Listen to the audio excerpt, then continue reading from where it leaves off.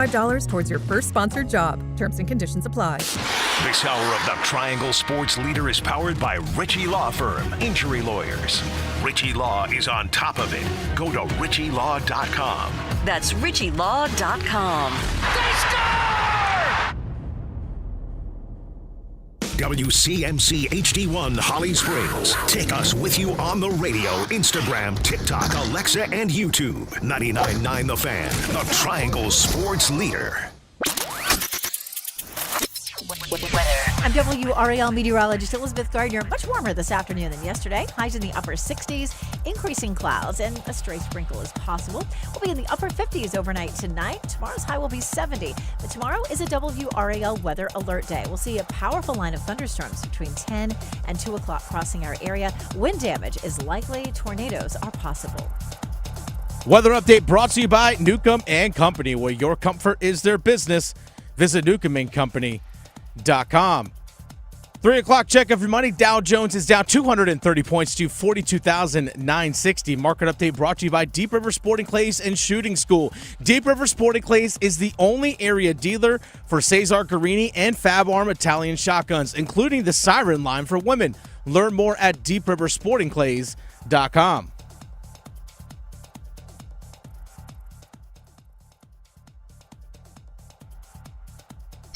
Cooper crossing over. Got by Spiller. Spins to the middle. In on Reed. A kick to the corner. James will launch. And hits. Along the right sideline. Evans the rebound. Here's Proctor. Drives on Reed. Off the window and down. Into the paint. Steps through. Got it blocked. Cooper rejection. Proctor the other way on Hildreth. Put it up. Count it. And an outlet pass for Cooper flag. In on Hildreth. Crossed him over. And threw it down. My goodness. The Drive with Tim Donnelly on 99.9 The Fan. The Drive with Tim Donnelly here on 99.9 The Fan. Happy Tuesday, everybody. I'm Tim Donnelly. Dennis Cox producing the show. Last night, I don't know if it was technically illegal, but a crime occurred. What Duke did to Wake Forest should not be legal. No. That second half? Ooh. It was a statement game for Duke, obviously. And I believe that statement has already been made a few times, right? Where they stand in the ACC, where they stand when it comes to first seeds and things like that. They've been making that statement. But I'm going to take it one step further. And by the way, I don't want to make it too much about Wake Forest because we know the flaws Wake Forest has. We know their struggles on the road. We know the inconsistent nature of their team. We've seen it, and those flaws are going to be amplified when they run into the buzzsaw that was Duke in the second half. So instead, the statement I think they made wasn't necessarily about Wake Forest. I think it was about Duke, and it's something that I didn't even know was really on the table. I think Jon Scheyer should be ACC Coach of the Year. And if we're going to just talk awards, I think Cooper Flagg should be National Player of the Year. And I think those were the reasons why were shown very, very obviously last night. Now, Schefter is Coach of the Year, to be completely honest with you, didn't even pop into my brain over the last few weeks because it's not going to happen. Right? If you look at the way the media votes, they're not going to give Scheyer credit because his roster is so darn good. And as I referenced yesterday, and this is where my hat tip goes to one of our colleagues, Chris Lee, WRAL, friend of the show, co-host of the Panthers Playbook podcast with our very own Dennis Cox. I saw him getting into it on Twitter with some people about Scheyer being Coach of the Year. Now, his argument centered on, I should say, that recruiting and roster building is part of being a coach. So if you're saying the roster is too good for Jon Scheyer to be Coach of the Year, part of being a coach is assembling the roster. So that's what you give him credit for, right? The fact that he has, I think I saw on the broadcast yesterday, they have ESPN was predicting the first pick, the sixth pick, and the seventh pick on the Duke Blue Devils. Yeah. Cooper Flagg 1, Con Knipple 6, Common Malawash 7. Must be nice. Yeah, and others projected, like that's just the highlights and more later on in the projections if they turn pro. That's part of Jon Scheyer's argument for Coach of the Year. But I'm going to zero in even further than that. Not only is recruiting and roster building part of coaching, but I actually think Duke has improved as much or more than any team that I've watched this year, from the beginning of the year to the end of the year. Now, they were winning games at the beginning of the year, don't get me wrong. They're still one of the best teams in the country at the beginning of the year, but they went from winning games to absolutely gosh darn dominating games. Look at their last 4 games. They have won 4 games against power conference opponents, right? Because they mixed in the non-conference game to Illinois. They've won 4 games against power conference opponents by 33 or more. Per CBS Sports Research, they're the only team since at least 1996, 1997 to do that. Now you may say, well, the ACC is down and Illinois was beat up. Do you see what Illinois just did? Illinois just beat a top 15 team in the country in Michigan by 20. Duke beat them by 1 billion in Madison Square Garden. Now go look at maybe the first time Duke played Wake Forest. Now go back and watch last night. The gap between where Duke was and where Duke is now is a masterful coaching experience. It's a masterful coaching job. It truly is. Let's talk even more about that. Let's zero in so you get the full effect of what I'm talking about. John Shire, and I believe Dennis was the one that actually asked the question that prompted this response. So shout out to Dennis here. John Shire, after the game last night, talked about Duke's tempo last night compared to when they played Wake Forest the first time. With young teams, the faster you play, sometimes you cannot get the quality of shot that you need to, especially when it comes to winning in March. And so we've worked a ton this offseason and this preseason with flowing, which is for us a makes or misses of how to flow into offense with pace and then keep the defense on their heels. We struggle with that early, because we would settle for shots, looser with the ball. So it's the balancing act, I think, as a coach, where you're trying to value every possession, but still it's an advantage for us with our depth, but also our personnel to play with better pace. And I did think tonight we warmed down with that. I thought early we didn't take some good shots, but overall this team fights for great shots. So they've earned that trust, and we're going to continue to do that. Their first game against Wake Forest, they won 63-56. Last night they won 93-60. So the crazy part is they're talking about tempo, right? John Shire watched the film, saw something he wanted to fix. They fixed it. They changed the tempo, but didn't give up darn near any more points. That's the thing. So they're in upping the tempo. They got themselves more possessions. They got themselves more scoring opportunities that they took advantage of. But they also made the opposing team, which is full of veterans, more inefficient. Cam Hildreth did not score yesterday. Cam Hildreth has played as many games essentially in college at Wake Forest because he's a 4-year player at Wake Forest. He's played as many games as pretty much everybody in the starting lineup for Duke combined, especially if you take out Tyrese Proctor. That's absurd. That is absurd.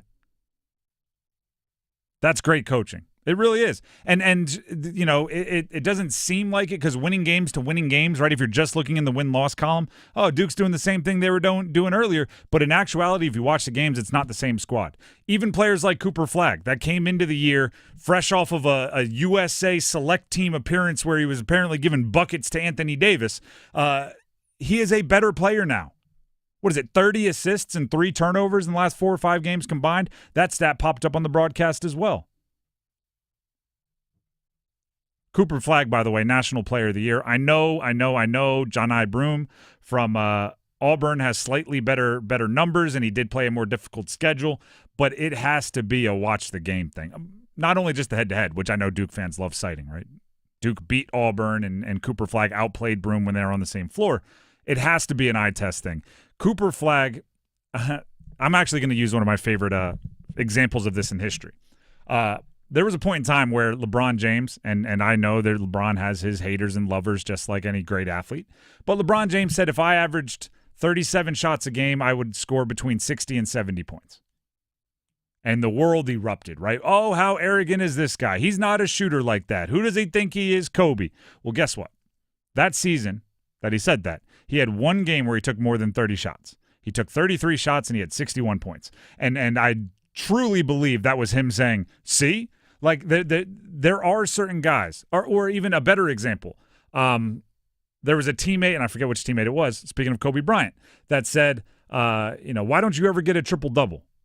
And he said, well, if I wanted to, I could. I'm making plays that I think will win the game, right? And usually that means me shooting and not setting up you fools. He didn't say that, but, actions. The next game, he had a triple-double. After the game, he looked at the teammate. See? Walked off. I think Cooper Flagg could have more statistical dominance if he wanted it. But guess what? Then Isaiah Evans wouldn't have had the experience of being the flamethrower off the bench, building his confidence. So now if they need him in the tournament, he's there. Con Knipple, remember when he had a shooting slump at the beginning of the year? Cooper Flagg could have said, never mind, you're not shooting anymore. Give me the ball, I'll handle it. But instead, you give the space and time to a player like Con Knipple to figure it out. Now if they need him in the tournament, it's there. Jon Scheyer, to me, has done the best job of coaching in the ACC. No disrespect to Pat Kelsey at Louisville, which has been an astronomically difficult job that he's done exceptionally well. No disrespect to Brad Brownell at Clemson, who I also think has done a great job. I think Cooper Flagg is the National Player of the Year. We could, no disrespect to whoever you want to throw in there. Broom, Sears, whatever player gets your fancy. But I don't know how you watch this Duke squad and go in other directions. They're that darn good. And if you don't trust me, ask Wake Forest. Landon, here on a YouTube live chat. Uh-huh. Question for Tim. If Keats and Shire switched rosters, what would their records be? Okay, well, switching rosters, I think Shire probably does a better job with NC State. I do think there is a certain high floor for the Duke roster. Sure. But that's because Shire assembled it. Mm-hmm. Right? So if you're going to in-games X's and O's, it's really hard to tell. As of right now, I'm comfortable saying I think Shire's the more effective in-game coach. But it's that's only saying half of it, right? It's putting together the roster, to use the Chris Lee argument, is part of coaching. If you gave Coach Keats the name recognition and money that Duke gives Shire, I'm not sure he puts together the roster as well as Shire does. Shire, you can go back to his time as an assistant under Coach K. The dude knows how to recruit. Mm-hmm. And I think he's learning every day. Learning every year, I guess I should say. Because, that was a story early on in the season, right? The past couple years, Duke had the super high recruiting classes. I didn't think they fit personality-wise.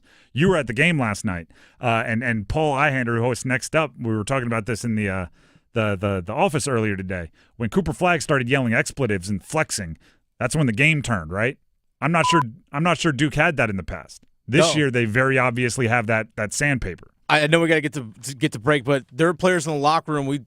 We just talked with players, Tyrese Proctor and some others, about there was an edge to last night's game. And you could tell that team isn't afraid of just because we're highly talented doesn't mean we're afraid to do the dirty work. Because they're willing to fight. They're much more likely to finish through contact and score this year. Mm-hmm. Last year there would have been contact. Come on, ref. Please, what? No foul? Oh, no. This year, they're like, we'll just try to dunk it anyway and let it settle. And that is a very big deal. I think that's a recruiting adjustment by Shire. The Drive with Tim Donnelly, 99.9 The Fan. Speaking of Duke, they still got UNC left on the regular season schedule. UNC has to do everything they can to not overlook, you might say, Virginia Tech tonight towards that Duke game. We'll talk about it. But first, here's Dennis Cox. Hey, folks, Dennis Cox here for my friends over at Law Tigers. Believe it or not, you're actually running out of time. You're running out of time to go to caniacsbike.com and enter for your chance to win a custom Caniacs motorcycle. Because the Carolina Hurricanes, Law Tigers, Tobacco Road, Harley-Davidson, and Shiny Side Paint, they've all teamed up once again to give one lucky fan a custom Caniacs motorcycle. Pretty simple to enter. Just go to caniacsbike.com. If you're unsure, maybe a little nervous about entering this competition because you maybe don't know how to ride a motorcycle, do what I did. Go to Tobacco Road Harley-Davidson, do their Harley-Davidson Riding Academy. I did it, got super comfortable being on a bike, learned how to ride. Now I ride my motorcycle, no problem. full confidence anytime I get on the bike, thanks to them. And you can have that confidence too if you go to Tobacco Road Harley-Davidson. It's also having confidence in Law Tigers. If you are injured in a motorcycle accident, Law Tigers is there for you. They're riders too. They understand what your bike is worth. They understand what your gear is worth. And your case evaluation is always free, and they do not get paid until your case settles. So call 1-800-LAW TIGERS if you're injured in a motorcycle accident, even before you call your insurance company. Law Tigers is a network of independent law firms who are members of the American Association of Motorcycle Injury Lawyers. Law Tigers is not a law firm. The Drive with Tim Donnelly here on 99.9 The Fan looks towards tonight's ACC game. We get like one a day around here. UNC at Virginia Tech, and the trap game nature for the Tar Heels. Stick around. Move your sports day forward. So understand in the job interview with Dave Canales, he loves a good backstory. So if you want to be his friend, get this. If he asks you the sky is blue, tell him it's blue, but it's Carolina blue. And it was the blue sky that you saw when you were flying kites with your aunt after your favorite goldfish died. There you go. Top 10 pick. Get set up. Join Next Up with Paul Ihander. Mornings at 9 on 99.9 The Fan, the Triangle Sports Leader. You know what you deserve? The joy of a remote start. SoundStation and Security can install remote start systems in your car. Start your car from inside your house while you eat breakfast, and it's all toasty warm by the time you get inside. Or on those hot summer days that are sure to come, start your car and get the air conditioning running so you don't sweat. A remote start system is an awesome treat, and you can get it at SoundStation and Security with 2 locations in downtown Smithfield and on Glenwood Avenue in Raleigh. Online at myhotsound.com. Breaking news, and this one is almost unbelievable. Yeah, it's all about new customers at Bet365 because they get $150 in bonus bets when they bet $5, win or lose. And even better, bonus bets can be used on the spread, totals, and player props. There you have it. Bet $5 to get $150 in bonus bets, win or lose. And see why it's never ordinary at Bet365. 21 plus only. Must be physically located in North Carolina. Gambling problem? Call 1-877-718-5543 or visit morethanagame.nc.gov. T&Cs apply. Dear McDonald's, your breakfast menu? Fire. 10s across the board. I could be happy with anything, even though I order the same thing every time. Thanks for not judging me. I'll try something new next time. Maybe. Get your faves for less.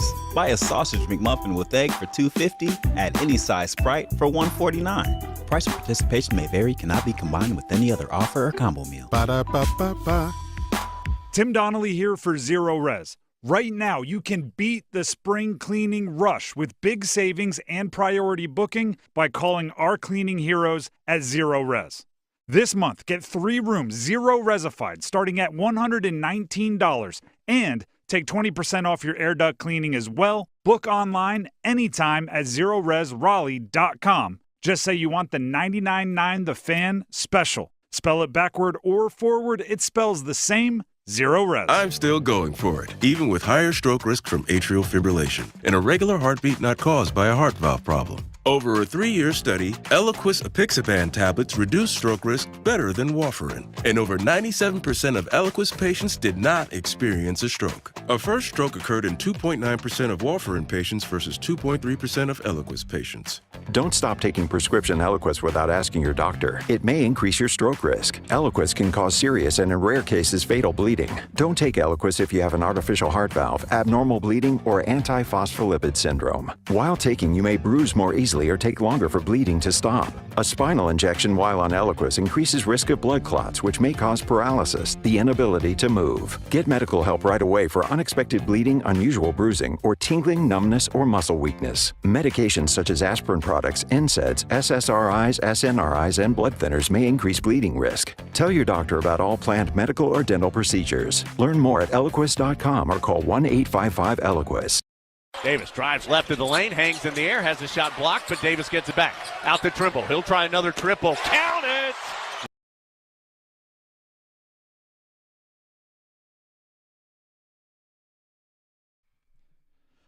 This is The Drive with Tim Donnelly, 99.9 The Fan. UNC, North Carolina Tar Heels, have just a quintessential trap game. tonight at Virginia Tech. It has all the makings of a trap game. It has all the signs, all the telltale signs of a trap game. You got 5 straight wins. Confidence is building. Maybe for the first time in a while, you're starting to believe in yourself. Others on the outside starting to believe in what you're doing. You know the Duke game, which is circled on the calendar anyway, is waiting at the end of the regular season, and you know that game can change your season. Right now, Dennis, I know you are super up on all the bracketology. Where's UNC sitting? UNC right now is still considered one of the first 4 teams out. So teams first 4 out are basically teams 69, 70, 71, 72. Right now they're currently 71. That's so for a couple Joe teams Lunardi, ahead of bracketologist, ESPN. That's as of this morning, by the way. A win over a projected number 1 seed would probably vault you, maybe not even into like the last 4 into the next 4 in. You know it's sitting there. You know the opportunity is sitting there at the end of your regular season. Just got to play Virginia Tech tonight first. And Virginia Tech, I've covered them professionally at previous stops. It's a sneaky, raucous environment, especially when UNC or Duke comes through. I know Casey Morcell even said that's actually one of the tougher places to play. It's former not NC State guard. It's probably one of those like players know it, but the fans maybe don't think of it because it's Virginia Tech basketball and maybe not Virginia Tech football. And then there's also these other little things. Virginia Tech's coach Mike Young, kind of hot seat-ish, has already been given the vote of confidence from the school and promised more money, NIL money, committed to the program. So there's this one of the few teams that can realistically go like, hey, a nice little ramp up here. We can ride it into the offseason, do better, and build into next season. All of that to say, UNC better not overlook this game. UNC better not walk in there thinking, all right, get through with this, and then we can go play Duke. Definition of a trap game. It's 100% there, which means it is a test of your veterans and a test of your coaching staff. Because I'll tell you right now, freshmen, their eyes get in the clouds every now and then.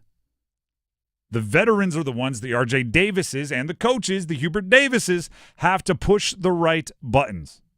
Hubert Davis spoke to the media about players settling into their roles and finding their stride over the last, 4 or 5 games. We have a number of guys that are settled, whether it's settled in their role, settled with their game. And we just have a number of people that are in that place at the same time. And so, you mentioned, Jay Witt and Vin, but, also, RJ, Elliott, Drake, Seth, Ian, Cade, we just down the line, Jay Wash. I think we have a number of people for the first time all year where we have a number of people settled, whether it's in their role or settled in terms of their own personal game and what they can bring consistently out there on the floor. Well, it took about as long as it possibly could, but if they're finally settled, not a moment too soon. Now it's the opposite, right? If you think the players are settled in their roles, it's up for the coaching staff to be settled into how they want to use this team. And what I mean by that is it's a coach's job to keep a team in the present. It's a coach's job to make sure trap games don't become terrible losses. How they come out in the first 10 minutes of this game, maybe even less, maybe the first 3 or 4 minutes in this game will tell me everything I need to know about this squad. I'm guilty of it. Maybe guilt is the wrong word. I've been doing it along with all of Tar Heel fans, which is looking at this recent 5-game winning streak against underwhelming competition and wondering aloud, has something clicked? The light bulb gone on? To use Hubert Davis's words there, have they truly settled into the best version of themselves?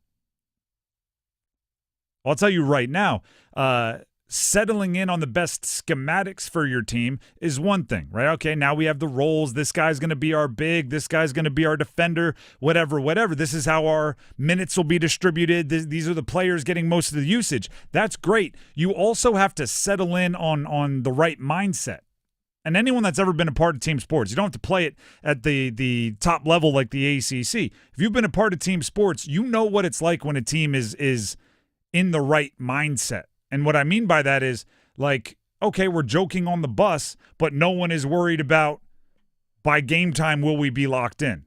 Yeah, when it's time to get to work, it's time to get to work. We can be conditioning and laughing, but we're still working hard and getting better. Like, you know what that feels like. Tonight, we kind of get to learn that about UNC. If they show up and in the first 3-4 minutes, they're obviously the better team. If by halftime they've established that they're the team chasing a bubble, they're the team still playing for things, and Virginia Tech is on the outside looking in. If that all happens, I'll be very confident in UNC's chances of really opening some eyes in the ACC tournament. Also, as well, for North Carolina, with the loss by Wake Forest yesterday, they're primed to possibly finish 4th in the ACC, which is a double bye. Mm-hmm. So for anything, like, hey, you definitely can't look to Saturday because your shot to play on Thursday, you might be able to at least give yourself that better of a chance of that happening by winning tonight. And I mean, that's right there, right? Every single move leads to like 5 other thoughts. This happens. Okay, now what does this mean for us? What does this mean for us? Which can really get yourself lost in the clouds pretty quickly. If we win this one, then maybe we don't have to play until Thursday. And then in the ACC tournament, if we get matched up with a team like Clemson or Louisville, then that's a big win. And then we win that one. Then we get to and then we get another chance at Duke. And we're a 7 seed in the NCAA tournament. And it's like, well, yeah, you can hit that all the way down the road. Just keep kicking it one step further. But none of that matters if you lose to Virginia Tech. Go 1-0 today. It's the reason it's a cliche that coaches put on the back of T-shirts. The Drive with Tim Donnelly, 99.9 The Fan. We have the Dean's List coming up. I'll tell you this, at least one member of the North Carolina Tar Heels on the Dean's List. But before we get there, here's Dennis Cox. Dennis Cox here for ESPN Bet Sportsbook. Folks, we're full in on college basketball right now, and fans are ready to see which teams will prove they are ready to shine in March and who will be seen in San Antonio. You can get in on all the action from tip-off to the final whistle at ESPN Bet Sportsbook. Right now, new ESPN Bet Sportsbook customers can bet $10 to get $100 in bonus bets and unlock 30 days of ESPN Plus. Download the app and sign up with the promo code Radio100 to get started today. Must be 21 plus. Gambling problem? Call 877-718-5543 or visit morethanagame.nc.gov. Terms and conditions apply. See app for details. The Drive with Tim Donnelly, 99.9 The Fan, brought up the Dean's List. I'll put it this way. There's at least one member of UNC, at least one member of Duke. To find out who, stick around. Is your plumbing outdated or just not getting the job done? Call Newcomb & Company to see how we can help get your home operating at peak performance. Our experienced plumbers can repair or replace faucets, toilets, piping, garbage disposals, water heaters, drain cleaning, and more. Become a Comfort Contract customer to receive priority service and a 15% discount on service calls and repairs. Turn to the experts today. Call 919-862-3000 or find us at newcombandcompany.com. Newcomb & Company. Your comfort is our business. Something amazing is happening. Despite a citywide blackout, this company is still up and running. That's because CDW deployed and managed a cost-effective Eaton Triplite Series Smart Pro UPS to safeguard equipment easily and reliably. Keep the power on and protect your IT equipment from electrical challenges. Triplite by Eaton and CDW. Make amazing happen. Find out more at cdw.com/triplite. Shopping with your parents can be embarrassing. Why would they sell jeans with holes in them? I'm going to speak to the manager. Mom! That hoodie is giving. You should get it. YOLO. Thanks to the Chase mobile app, your kid can shop independently while you keep an eye on their spending. So you can go from... We can be twinsies. ...to... How was shopping? Saw you stayed on budget. Thanks, Mom. Freedom for kids, control for parents. That's family banking from Chase. Account subject to approval. Chase mobile app is available for select mobile devices. Message and data rates may apply. JP Morgan Chase Bank N.A. member Shamrock. Everybody's Irish at Hibernian Pub's St. Patrick's Day celebrations. This year, there's double the Irish with 2 parties. Come out for a wee drum. Saturday, March 15th, Hibernian takes over Glenwood South from noon till 9 with live music, Irish dancers, bagpipers, and great food and drinks to celebrate all day. Then Monday, March 17th, there's a live DJ party on North Street next to Hibernian Pub on Glenwood from noon to 9. Get details at hibernianpub.com. Jackson Hewitt wants you to save money on tax prep. We're saving money by having our intern rap in this commercial. Don't stress, Jackson Hewitt's got expert tax prep, 149 or less. Yo, some tax guys lie about Bryce. They got hidden fees, that ain't nice. Ain't nice. Don't ignore MC Kevin's rhyme, cause this deal's for a limited time. 149. For tax prep that's $149 or less, hurry into Jackson Hewitt today. No cap. Limited time offer for new clients on federal returns. Participating locations only. Terms at jacksonhewitt.com/149. Everyone deserves a fast and reliable connection. One that helps better their everyday through the things they value most. Friends and family, education and career. A connection that opens pathways to opportunity and builds roads to a better future. At Spectrum, we're committed to delivering just that every single day. Because with the right connection, anything is possible. That's Life Unlimited. That's Spectrum. Are you suffering from chronic joint pain or just struggling with daily activities because of discomfort in your knees, back, or other parts of your body? Well, I've got great news. It's called DaVita Med Spa and Wellness, a solution that can help you get back to feeling like yourself again without the risks of invasive surgery or long-term prescription drug use. DaVita Med Spa and Wellness is a regenerative medicine clinic. Their innovative treatment options address the root cause of your pain to promote healing and prevent re-injury for long-lasting pain relief. If you have arthritis, joint pain, sports injuries, or other conditions, their highly trained medical providers will develop a cutting-edge treatment plan tailored just for you with little to no downtime. DaVita Med Spa and Wellness can get you back to doing the things you love. Call DaVita Med Spa and Wellness today, spelled DVIDA. Call 984-333-1313, 984-333-1313, 984-333-1313. This hour of the drive brought to you by Enbridge Gas, formerly Dominion Energy North Carolina Gas. Dominion Energy North Carolina Gas customers are now proudly served by Enbridge Gas. Looking forward to a bright future together. To learn more, visit enbridgegas.com. R.J. Davis drives to the ACC logo, bounces out to Withers, tried to drive, cut off there, so he'll try a step back three. Gracious strips it home.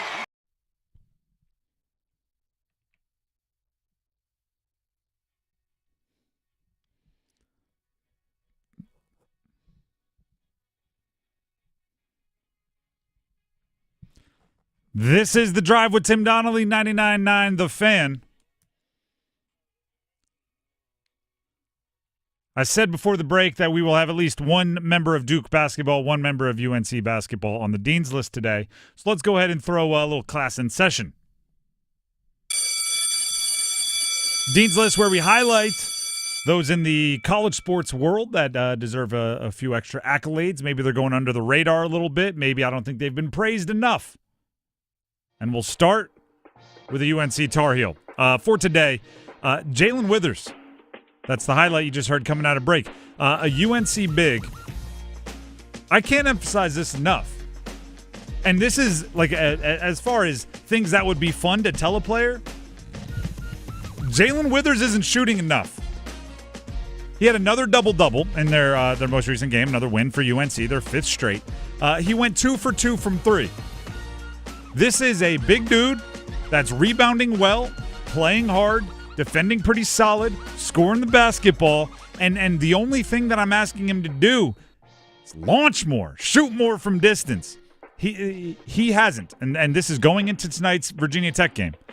Jalen Withers has not been below 50% from three in a game since January 7th.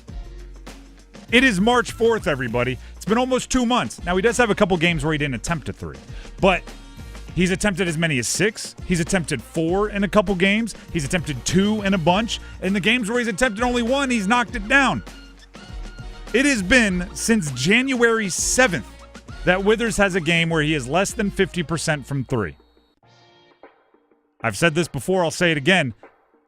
If you're shooting above 50% from three, you're not shooting enough. Your efficiency is too good. Keep shooting until that average gets down to about 42%. And if it doesn't get down to 42%, beautiful. Keep shooting. That's let it fly, man. And by the way, like, you're a big dude. You're a taller individual, so your catch and shoot opportunities, the closeouts, you don't have to be as worried about it because you're up high. Launch. That would be, to me, the most fun for a basketball coach ever. I would call Withers into, like, my office. Hey, sit down. I want to show you some things. I'd put a highlight of him knocking down jumpers, and then I'd go shoot more. That's got to be that's got to cancel out some of the times where you got to tell a player, like, hey, you're shooting too much, we need you to pass, or hey, we're not going to play you as much, right? Those conversations stink. Calling a guy in and saying, yeah, I'm gonna need you to fire away. Shoot more, end of conversation, get out of my office. Yeah. Like, did coach just yell at me? You're doing all the hard stuff. You're rebounding, you're defending, like, you're doing all the not fun stuff. Do more of the fun stuff. All right, let's go to a Duke player, shall we? Because I know that UNC and Duke love to just be giving accolades at the exact same time. Of course. Mason Gillis, Duke forward. First of all, Duke Senior Day, even though he's been there for, 25 minutes, showed up right before the season. He got a Senior Day. He and Sion James. All the other one and dones, they're too young to actually get a Senior Day. But they got a Senior Day, got their little send-off. And then Gillis went out there, 11 points, 3 of 7 from 3. I've talked about Gillis in the past. He was the Big Ten sixth man of the year last year for Purdue. But also, you could argue he was kind of waiting his turn, right? There was Zach Edey. There were a few others on that Purdue team that were going to suck up the oxygen in any room, any offense that they're in. So Gillis came off the bench, knocked down threes, played his role. Once those Purdue players left, he could have stuck around and had a much higher usage rate, right? Could have stuck around and scored more. Instead, transfers to Duke, where there are games where he plays very little. There are games where it's just the matchup or whatever, other guys get it going. He doesn't get to impact the game much, but he stays locked in. I'm impressed by that. He wants to win, right? Why else would he be at Duke? He might be, I don't want to say that because it happens more and more with the transfer. I was going to say it's probably pretty rare to be like a number 1 seed on 2 different teams in 2 different years. But in the transfer portal world, might happen more often than my instincts say it does. But then also last night, what I like is maybe it's because I'm watching too much hockey recently. Gillis does strike me as the, not straight enforcer, but if you need someone to not flinch, he's a good guy to put in there. Oh, yeah, he and Efton Reed yesterday got into it a little bit, a little chirping back and forth, and the dude stood his ground. And Efton Reed is a big dude. Yeah. It's nice to have those guys on the roster, right? Again, maybe I'm watching too much hockey, but I just think he plays a role there. Dennis, do you have something you want to add to the Dean's List for today? I do. You know me, a big lacrosse guy, having played it through college. I'm going to give a shout-out, put on the Dean's List, Dominic Petramala, UNC lacrosse. They played both Penn and Princeton over 2 games in 3-day stretch on Friday and Sunday. Had a hat trick in both games. Now, UNC lost the game against Princeton on Sunday, but nonetheless, still a good weekend overall for Dominic Petramala. I have a quick bone to pick with you on the lacrosse front. Yeah, why is that? I don't actually pay attention to lacrosse that much. That's right? a shame. Watch a lot of hockey games, watch a lot of basketball games, pay attention to all the football stuff. I think if I brought a golf, I'm a big golf nerd.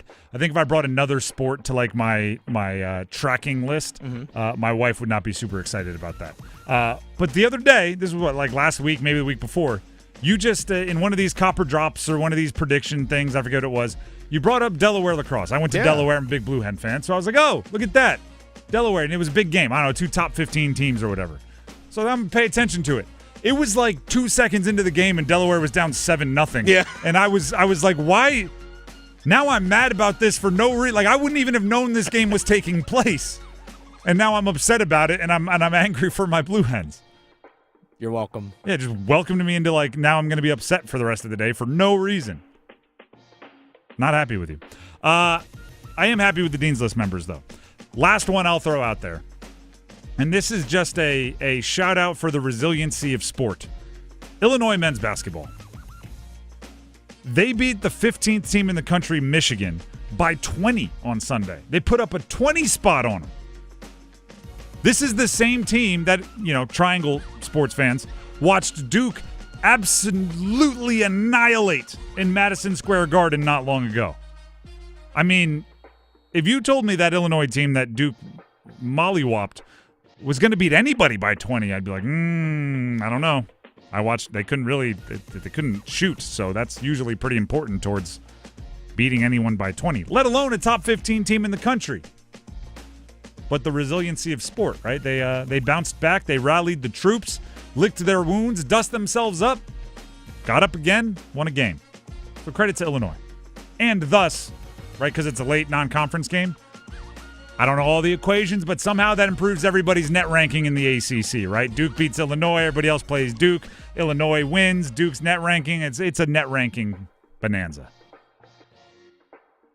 If there were two things I could change about sports as of today, because right today is franchise tag deadline in the NFL. We can actually stop the Dean's List. I just want to go on a quick rant here. It's NFL franchise tag class dismissed. NFL franchise tag deadline day. There's also deals coming through, right? Teams are agreeing to extensions with their own players. Eagles agreed to an extension with Saquon. There's a report. What is it? I don't even. Odigizumbo? Yeah, we'll go with it. The defensive lineman for the Cowboys. Apologize because I mispronounced that, not if. He got a long-term deal with the Cowboys. There's two things that I could make easier. It'd be to comprehend the NFL salary cap and to comprehend net rankings. Those two in sports are the most I don't really know why, but here's what the number is. They extended Saquon Barkley. I went to look at the Saquon Barkley contract. I was like, all right, let me see what his contract was. They gave him 2 years. He's now the highest paid running back in the league, average annual value. They have over $20 million in void years that are now the years that they have put the extension on. How in the world does that work? His contract was supposed to end in 2020 after the 2026 season, and then they were counting against the cap some of his signing bonus over the next 4 years in something they called void years. But now those years aren't void years. They're now the 2 years of the extension that he just signed. So I have absolutely no clue what happens with the salary cap. It's so weird. Why can't it just be the cash you give your team this year counts against this year's salary cap? Here's your number. Or just do like hockey does. What's the average annual value of your contract? $4 million a year. There's your cap. Chop it up evenly. I don't care. That's it. I don't care how you do it. Just make it easy to comprehend. Same with net rankings. Net rankings, it's like the butterfly effect. Some I don't know, Sunbelt team plays a team in California and then plays an ACC team later, and now suddenly the UNLV Nevada game matters for the bubble teams trying to get in from the ACC. It doesn't make sense. End rant. That was just me getting some things off my chest. Drive with Tim Donnelly, 99.9 The Fan. And actually, in a weird way, I think what I'm about to talk about is going to make me more angry than all that irrational hate I just had for those two things. Talk about things trying to comprehend. Andrea Adelson, we talked yesterday. Let me give the full background for those of you that didn't hear yesterday. Yesterday there was a news breaking that the lawsuits that have been going on between Clemson and Florida State on one side and the ACC on the other were being settled, right? And these are taking place across multiple different states. Lawyer fees through the roof. They've been going on for a while now. All the lawsuits were being settled, and the details are starting to stem out a little more. Andrea Adelson, ESPN reporter, who I do believe we expect to have on the show tomorrow to help us sort through this even further. That's correct. Tweeted this out earlier today. More details emerging from settlement between ACC, FSU, and Clemson via sources. Exit fee is expected to drop by $18 million each year through 2029-2030. After that, exit fee drops to $75 million, and any exiting team will retain its media rights. I'm going to read that last part one more time because it infuriates me. Any exiting team will retain its media rights. Starting after the 2029-2030 school year, $75 million gets you a pat on the back and a no-strings-attached departure from the ACC. I don't want to be doom and gloom. I try to be optimistic. The joke is, my name is right there in the middle. Optimistic. I try. I don't know how to do that right now. 2030 feels like a death date for the ACC as we know and love it. $75 million is a lot of money. Don't get me wrong. Right? Okay, heck, $75,000 is a lot of money. But if you give a team like Florida State, a program like Clemson, a program like UNC, a program like Miami, 4.5 years to raise cash, they'll come up with $75 million if they want out bad enough and if they have a place they want to go bad enough. Now, here's what's going to happen over the next 4+ years, 4 or 5 years. The SEC and the Big Ten are going to decide which ACC teams they want. And they're just going to take them. Because by that point, one single year of media payouts for the SEC or the Big Ten will be more than $75 million. So you will get your exit fee back within a year from your new conference. I am quaking in my boots. I am terrified for what that means for the ACC. And for those of you out there saying, no, the ACC has too much history, it's too storied, there's no way the ACC will be destroyed like that. Do you want to invest in the Big East right now? What about the Pac-12? Both of those conferences at different points in history, you could argue were the premier conference in college sports. Now they're like really cool subjects for documentaries about how it used to be. David Hale, also of ESPN, did a lot of the reporting with Andrea Adelson, continued the tweet. Clemson's athletic director confirms, as Andrea Adelson reported, that exit fees are $165 million next year, then decrease $18 million per year before arriving at a floor of $75 million with media rights intact on your way out. Remember, David Hale adds, Florida State lawyers suggested the prior exit would be $700 million plus. So the ACC gave up so much in this settlement that the exit fee went from darn near $750 million to, as soon as everybody agrees, as soon as everybody confirms the settlement as it stands right now, you can leave for $165 million. Now, again, $165 million is a ton of money, but compared to $700+ million, it was the thing I championed. This grant of rights seemed airtight. You want to leave? Cool. Give $700 million and bounce. It was airtight. Florida State and Clemson have been challenging it in court for not a month, not like one court case, for a long time, and they couldn't find the loophole. And then the ACC said, hey, as long as we don't have to keep spending lawyer fees, we'll give you the loophole. We'll open it up. We've got this fence around the ACC that no one can leave. We'll give you the key to the gate as long as we don't have to keep spending these lawyer fees. I don't get it. I don't know what the ACC got. And for those of you saying stability over the next 5 years, I don't know if you do.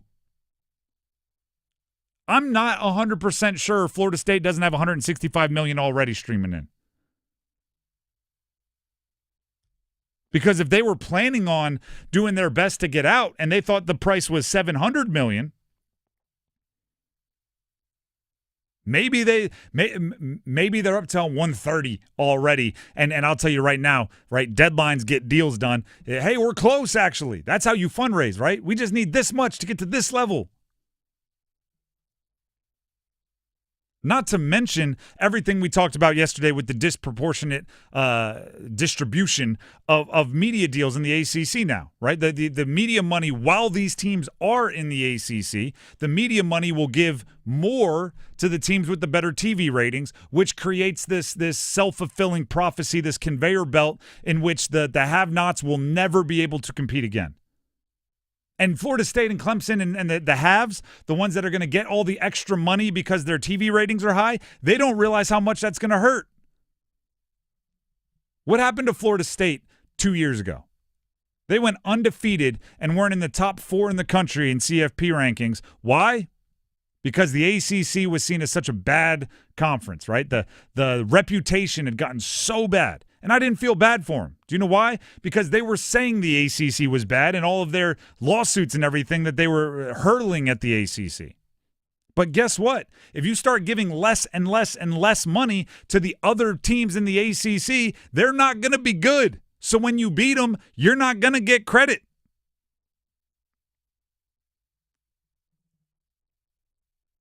Everything about this is bad for the future health of the Atlantic Coast Conference.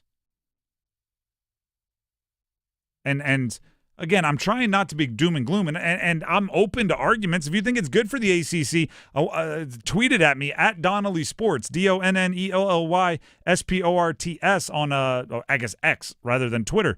I'm looking for the silver lining, and I just can't find it. You know, I've done the nostalgia thing in the past, but, if you grew up on the East Coast, if you grew up watching ACC basketball, if you grew up watching ACC football, this is different than bringing in SMU and Stanford. Now it feels different. This is like an existential threat. And I don't know if the ACC can I don't know if realistically, they deserve any sympathy because, it's ironic that I sit here saying you don't want to go the way of the Big East. And then I look at the ACC and I go, well, Virginia Tech, Miami, Boston College, Pitt. Oh, yeah, the ACC kind of ruined the Big East. So maybe it's the law of the jungle, right? You keep eating until you're the one getting eaten, but I am worried about the ACC. Here's always the caveat, though, that teams, yes, can buy their way out. Mm-hmm. Where are they going to go? Other conferences have to say, hey, we want you over here. Someone else has to swipe right on you, too. I agree, which is, I think, more harrowing for the middle of the pack ACC teams. I think the SEC and the Big Ten will take teams just to destroy the ACC. I think they don't want to have any other power conferences. I think they will take teams just to know it could be a death blow to the Atlantic Coast Conference, but I also don't think they'll take a single one extra. Right? If they think, hey, if we grab Clemson, Florida State, Miami, and UNC, the ACC will die. They're not going to then reach out an olive branch to NC State, Duke, Virginia Tech, Georgia Tech. They'll just let them hang on the vine. The ACC will be backfilling. They'll be grabbing, the App States of the world probably. Hey, ECU, let's go. ECU, Coastal Carolina, and you'll end up somewhere near where the between probably the Big 12 and the Pac-12. Something also to keep in mind how this impacts schools here in the state of North Carolina, as people on our YouTube see our friend Max sitting next to us. People have to keep in mind when it comes to North Carolina, NC State, ECU App, Charlotte, all these state schools, state-funded schools, is that the legislator here in the state of North Carolina has discussed about take the whoever the head of UNC system has final say on about conference alignment. True. Can you move? So it can't be just a North Carolina decision. Big Ten offers you, hey, UNC, come with us. It's not fully UNC's decision. Even though they might have the money to pay their way out, that doesn't necessarily mean that UNC is just going to be able to go do it on their own because they want to make sure the UNC system, the state of North Carolina, that all their schools are in good position financially. They don't want to leave a big school hanging like NC State or one of these other schools. That is something we have to keep in mind when it comes to the state of North Carolina. 100%. And that's all, being developed within the last couple of years, all of these checks and balances. I am leery, and this is just from where I sit, I am leery if UNC comes in and says, hey, we have a commitment from another conference that will pay us 2 times as much money for our athletics program media deal, that the government will say it's smart for us to say no. I find that difficult to turn down, an additional, 30, 40 million. But if they do, baller, right? Turn down 30 million. I don't know how much you got, but if you're turning it down, it's crazy. So I do, and it's a good point, and it's part of the whole context, is that for a while we've thought that UNC and NC State are kind of holding hands through all of this, and one doesn't leave without the other. if it does look like the ACC is crumbling, I do not think the government will stand in and say, no, you have to stand on this sinking ship with your friend if you have a lifeboat. Say, hey, would we rather have one team that is in a super advantageous situation or two teams that, loyally and honorably went down with the ship? But I don't pretend to know how state legislators work. There's others that do a lot more covering of government affairs than I do. I prefer to stay on the X's and O's side of sports, but occasionally you can't help but dabble on this gruesome, logistical paperwork side of things. Court systems. Yeah. The Drive with Tim Donnelly, 99.9 The Fan. You heard Dennis mention YouTube. If you have comments, you can head right there. 99.9 The Fan on YouTube. We live stream every show, so you can see us. I'm waving right now. If you have comments, if you have questions, you can go ahead and send them into those comments. And we do have our first goal scorer predictions for the Canes tonight coming up. They're playing at Detroit. At 4:33, we'll take 3 official contestants on the phone lines.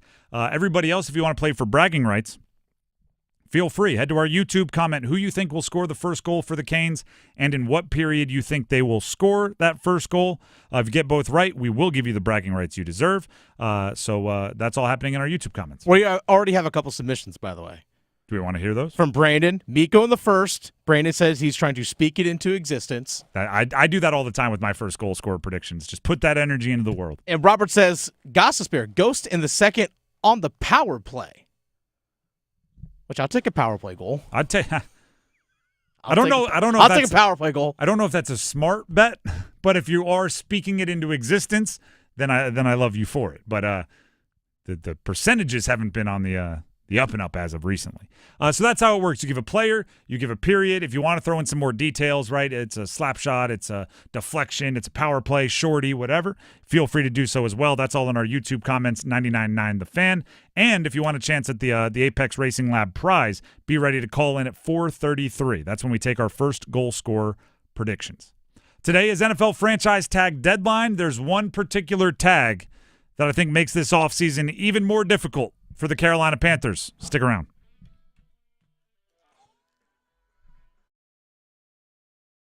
Tonight's forecast calls for Hurricanes hockey. Svechnikov, tick-tack, tied, and Carolina on the man advantage. Storm Watch with Adam Gold at 6:30. Puck drop at 7. Save made, rebound! Game over! Sebastian Aho gives Carolina a 4-3 win in overtime. On your exclusive home for the Carolina Hurricanes, 99.9 The Fan. Beat the spring cleaning rush and call our cleaning heroes at Zero Res. This month, get 3 rooms, Zero Resified, starting at $119 and take $20 off your air duct cleaning. Book online anytime at ZeroResRaleigh.com and say you want the 99.9 The Fan special. Hear that? That's the sound of digital instants from the North Carolina Education Lottery. With instant wins, progressive jackpots, and bonus games right from your phone. It's nonstop chances to win like you've never seen or heard before. Oh, yeah! Big money! Visit nclottery.com to get in on the action. Must be 18 to play. See prize and odds charts at nclottery.com/digital-instants for details. Problem gambling helpline 877-718-5543. It's bow time. Finally, lunchtime. I'm starving. What's that? This is the Bojangler from Bojangles. With the same bold flavor as their chicken? The same. And fries. The same. Huh. Well, I've got a PB&J. Yeah, that's not the same. A crispy fish fillet dusted in Bo's famous seasoning. With cheese and tartar sauce on a fluffy bun, the Bojangler's back. Hook one while you can. It's bow time. There's no time like Bojangler time. Time to stop whatever you're doing and head over to Bojangles to try the Bojangler Fish Fillet Sandwich. You heard right, the Bojangler Fish Fillet Sandwich. A perfectly seasoned, light, flaky, wild-caught Alaskan pollock fish fillet sandwich. For limited time at participating Bojangles. Make it a combo and add Bojangles seasoned fries and legendary iced tea. Hungry for Bojangles but in the mood for something different? Then it's Bojangler time. could you do with an extra $75,000 right now, or even a couple $100,000? If you own a home, you can get that money in less than a week with Loan Pronto. Hey, it's Dennis Cox. Loan Pronto is the leader in quickly converting your home equity into cold, hard cash. You can pay off all your credit cards or start that home remodel. Loan Pronto has several easy options to let you access the cash from your home. There's virtually no paperwork, no cumbersome process, no junk fees, and often no appraisal. Listen, the average homeowner now has over $300,000 in equity. That's your money. Use it. One client got $150,000 out and paid off all their credit cards, 2 car loans, and a personal loan, cutting their monthly expenses by $1,500. You can get approved in as little as 1 day. So act now with no hard credit pull up front. LoanPronto.com, 919-381-1760. Get the money you need for anything. 919-381-1760, LoanPronto.com. Equal housing lender, NMLS 1661781, subject to lender approval, NMLSconsumeraccess.org. This hour of the Triangle Sports Leader is powered by Ritchie Law Firm, injury lawyers. Ritchie Law is on top of it. Go to RitchieLaw.com. That's RitchieLaw.com. WCMC HD1 Holly Springs. Take us with you on the radio, Instagram, TikTok, Alexa, and YouTube. 99.9 The Fan, the Triangle Sports Leader. I'm WRAL meteorologist Elizabeth Gardner. Much warmer this afternoon than yesterday. Highs in the upper 60s, increasing clouds, and a stray sprinkle is possible. We'll be in the upper 50s overnight tonight. Tomorrow's high will be 70. But tomorrow is a WRAL weather alert day. We'll see a powerful line of thunderstorms between 10 and 2 o'clock crossing our area. Wind damage is likely. Tornadoes are possible. Weather update brought to you by Newcomb & Company, where your comfort is their business.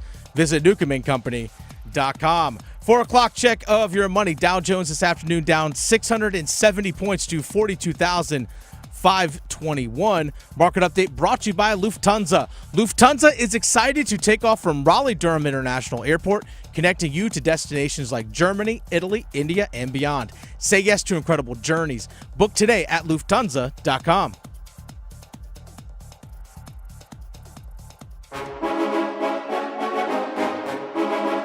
Let's move the chains. Time for football at 4. The Drive with Tim Donnelly here on 99.9 The Fan. I said it earlier, I don't fully understand the NFL salary cap. I don't think anybody does. There's like one former, Yale economics major in each NFL facility. They understand it. But I do know that whatever the tricks are with the salary cap, the franchise tag is becoming less used. It does seem like today, with the deadline being, I think it might have been right now. It's definitely this afternoon. It might have been like 4 o'clock. It appears as if only 2 players have been officially tagged. Trey Smith, offensive lineman, a guard from Kansas City, and T. Higgins from Cincinnati. The T. Higgins one, I think, complicates the offseason for the Panthers. At the beginning of the offseason, I felt I had it figured out, right? I had a plan that was foolproof. You use your top draft capital on an edge rusher or a wide receiver, and you use your free agency, the biggest check you spend, on whichever one you didn't draft, right? You either get a wide receiver at the top of the draft and spend big on an edge rusher, or you draft an edge rusher and then you spend big on a wide receiver. And then your offense is improved by a bunch, your defense is improved by a bunch, and you can use the rest of your resources to fill in all of the many holes that your roster has. I was right there. It was done. It was over.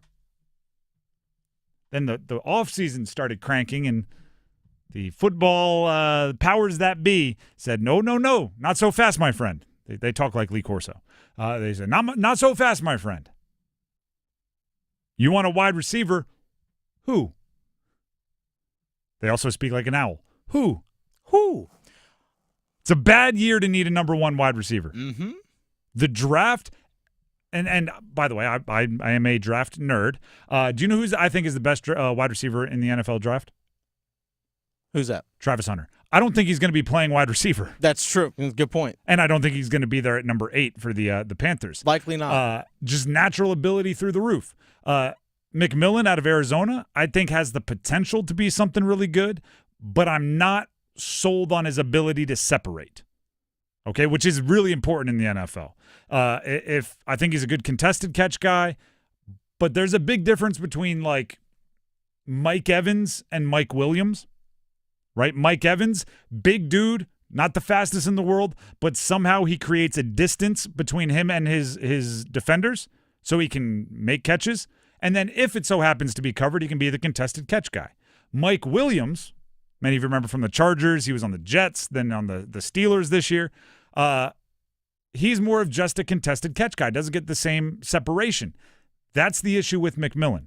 I'm not sure he has the Mike Evans separation, and I'm not sure there's a way to prove it before the draft. He did not run at the combine, by the way. He'll run at a pro day, I assume, but those numbers, I'd much rather it be the combine. So if the draft is getting downgraded at wide receiver, right, what was my plan? All right, then draft the edge rusher and go spend a bunch of money in free agency on a wide receiver. T. Higgins got tagged. He was by far the crown jewel of the free agency class. Easily. There's Chris Godwin out of Tampa Bay, ironically, Mike Evans' teammate we just talked about, has a history with Dave Canales, but is also coming off of a pretty significant injury. And he's now by far the crown jewel of the free agency class, which means that price will be inflated. And the Panthers do not have the ability to play inflated prices as often as maybe people would like because they have so many holes. I will say while your quarterback is on a rookie contract, you do have a little bit of audacity, a little bit of authority to go a little bit over, but you got so many other things to do. But also, the Panthers' cap situation isn't the best in the league either. I don't pretend to know the cap. I saw that Seattle just created $28 million today. I assume the Panthers can wiggle their nose and snap their fingers and get some, but again, I don't pretend to understand how. Old guys are available like Stephon Diggs and Keenan Allen. I have been championing the cause to bring in no more old guys to the Panthers, and I'm not going back on that now. If you have an old guy wide receiver, his name is Adam Thielen. You could go trade guys like Brandon Ayuk, DK Metcalf. Maybe if you want to spend top shelf, somebody like Garrett Wilson. But now you're talking about having to give up a bunch of either picks or young players and then pay a guy a ton. That's using up two forms of currency. When the Panthers need their picks and young players to fill a role, and they need their money under the cap to fill a role, you can't spend them both on one role. I don't know what you do in this situation. You're going to have to get creative, right? This is why Dan Morgan is who Dan Morgan is. But I look at this team and I think the two things, the reason why at the beginning of the offseason I put them at the top of the priority list is because I think they were the two most important. The defense, as far as points per game allowed, worst in the NFL last year. So the easiest way, the thing that affects everything on a defense is to get an edge rusher that can consistently put pressure on the quarterback. It is a passing league. If you make them change the way they run their passing game, your defense will improve exponentially. Get an edge rusher. I believe they will do that at number 8 in the draft. The names, Jalen Walker, Mykel Williams, two guys out of Georgia.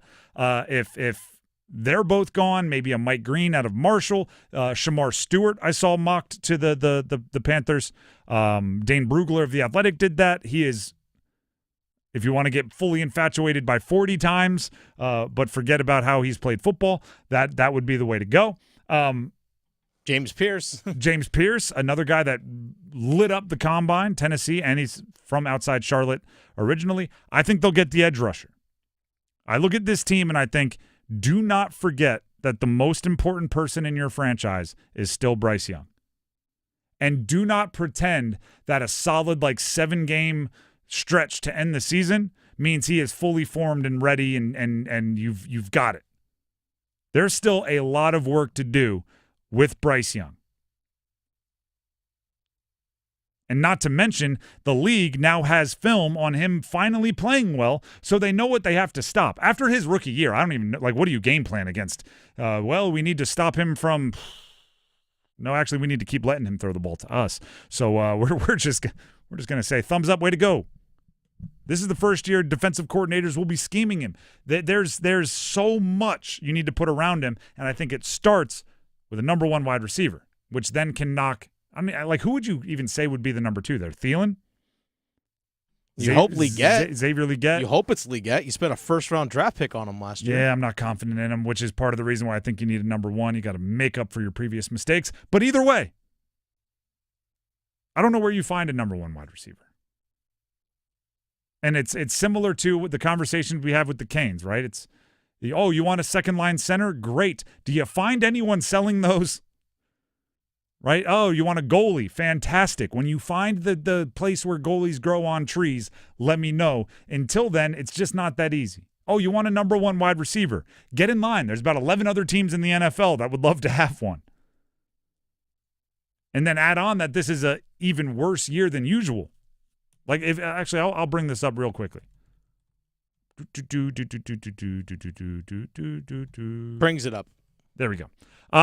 If you go look at wide receivers that have been drafted recently, if you had the 8th overall pick last year, you could have had your choice of Roma Dunze or Brian Thomas, 2 studs. Mm-hmm. If you go back to the next year, if you were picking 8th, you could have your pick of anybody. Zay Flowers, Jackson Smith and Jigba, Jordan Addison, all very good players.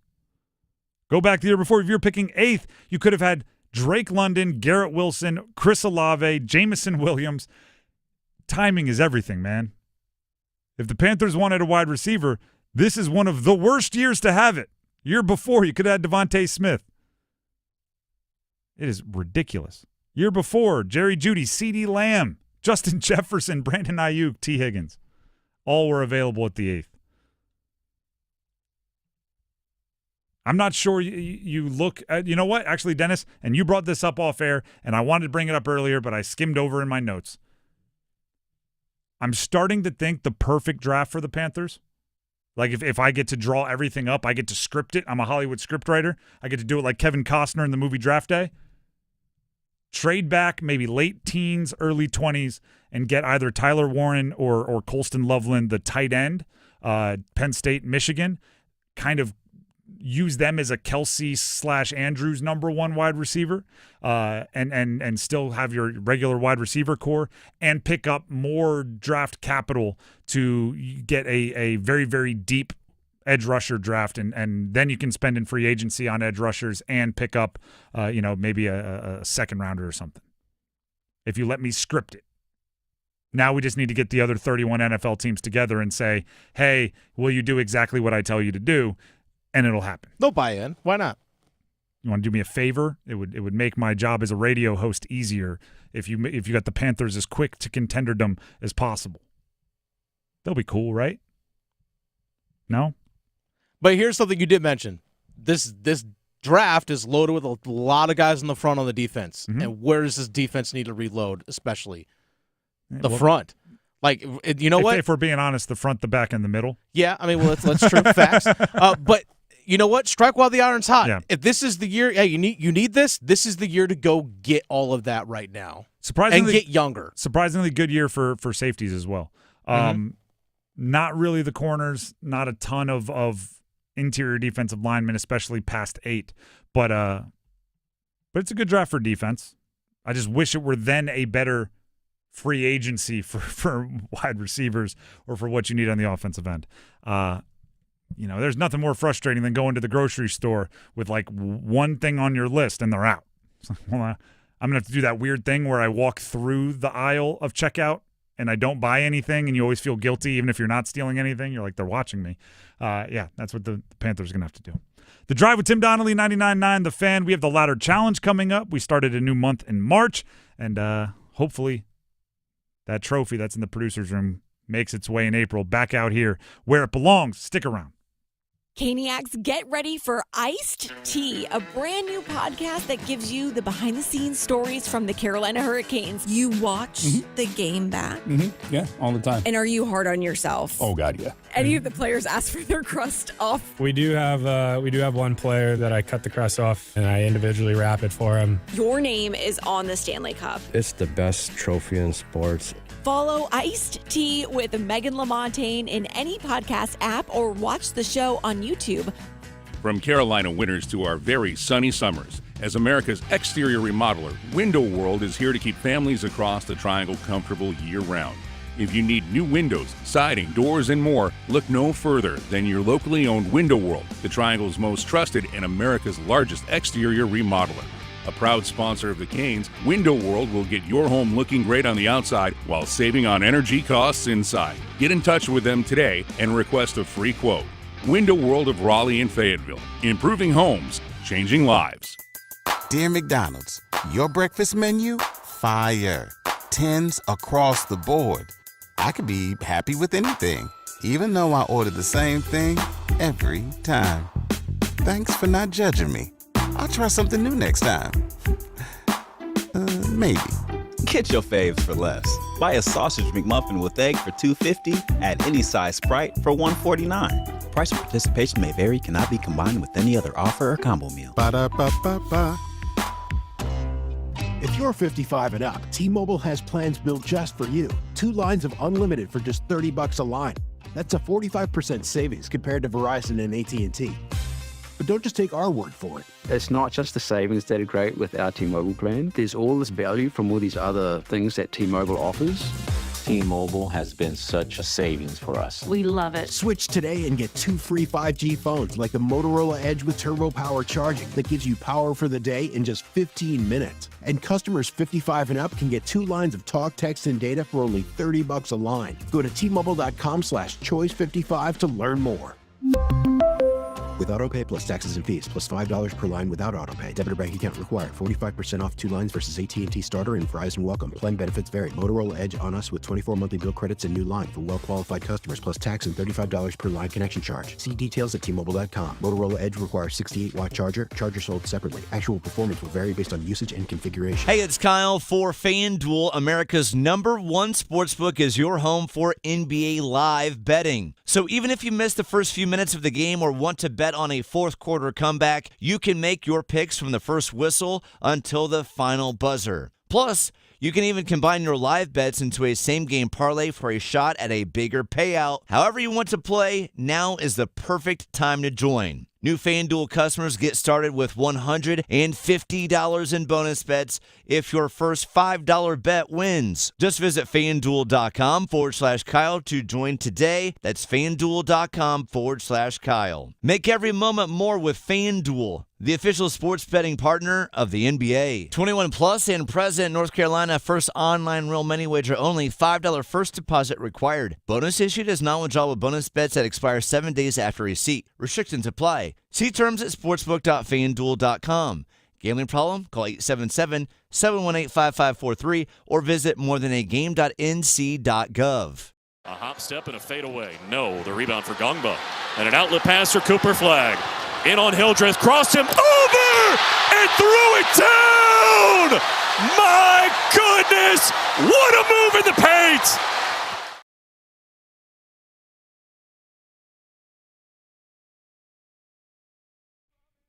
The Drive with Tim Donnelly, 99.9 The Fan. Should we? I kind of want to peel the curtain back a little bit here.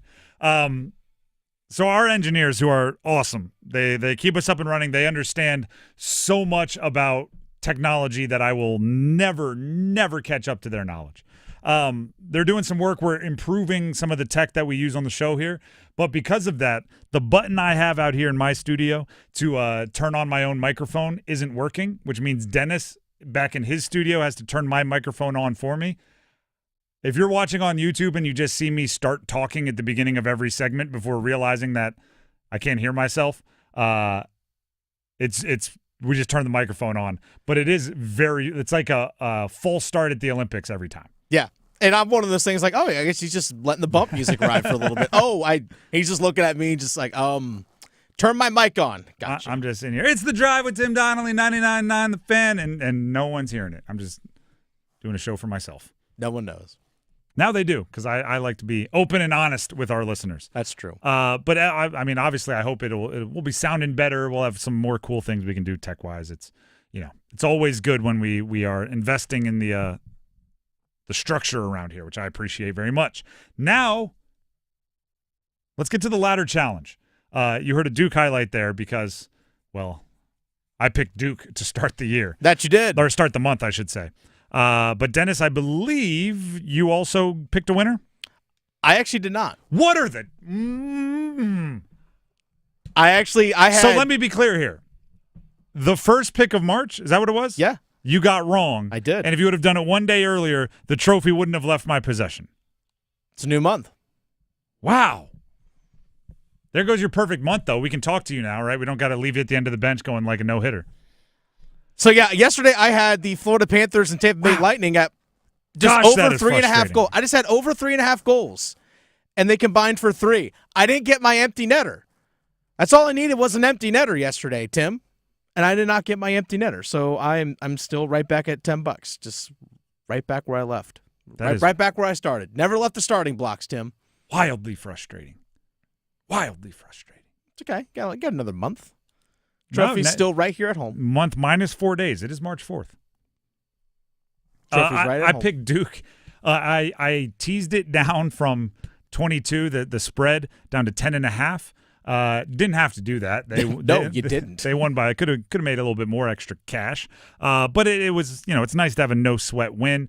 I think they won by 100, which took my $10 to $11.85, which is what I will be building off of today. And for the first time in a while, as the leader, I get to go first. Yes, you do. I have the honors at the tee for my golfers out there.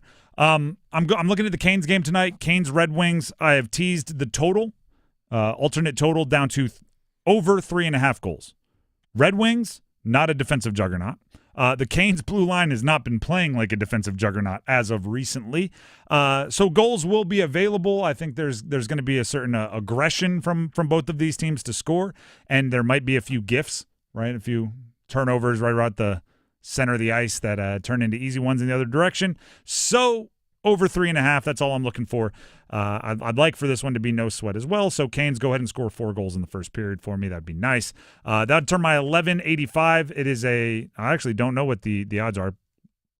900 something maybe. I don't know. It turns my 11.85 into $13.13. I just didn't write down the odds.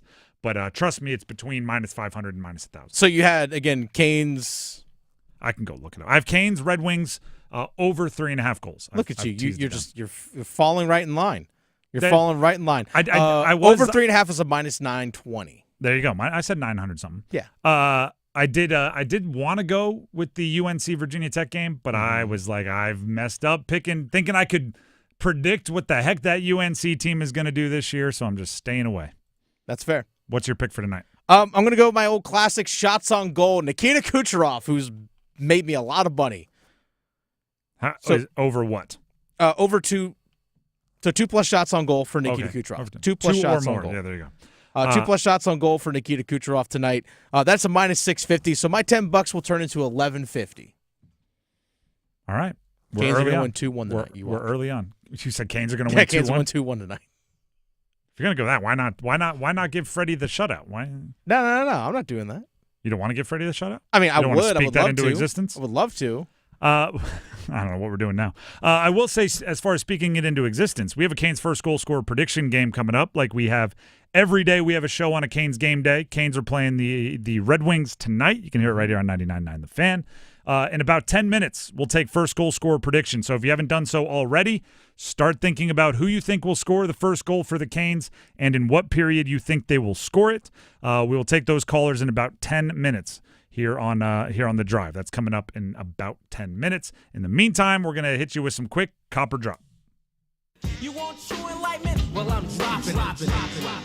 Dennis, what are we copping and or dropping here today? They're in action tonight. UNC basketball, copper drop. They make the NCAA tournament. I'm more open to it now than I was, but I'm not over 50%. I'm dropping. This has actually been a fun kind of spot check where like every week during Copper Drop, will UNC make the tournament? And throughout the year, it's gone from like, well, they're not playing very well, but I still think they'll figure it out. To they just have too much talent to not make it. We got as far as like, absolutely not. They're not playing in the tournament. And now we're kind of back on a little bit of an upswing of like, well, it's not impossible. There's obviously a path, right? If they beat Duke, I think they get in. If they get 2 quality wins in the ACC tournament, I think that helps a lot. But, until I see them do it against higher competition, because they are on a 5-game win streak, but it's against kind of bottom tier ACC teams, I'm not going to stake any claims on it. So I still say I'm dropping it, but I'm more reluctantly dropping it than I was probably each of the last 4 times we've done this. Okay. NHL trade deadline is this Friday, 3 p.m. Copper drop, Canes trade, Mikko Rantanen. People want to know. No, I know it's a hot button issue. I'm still dropping it.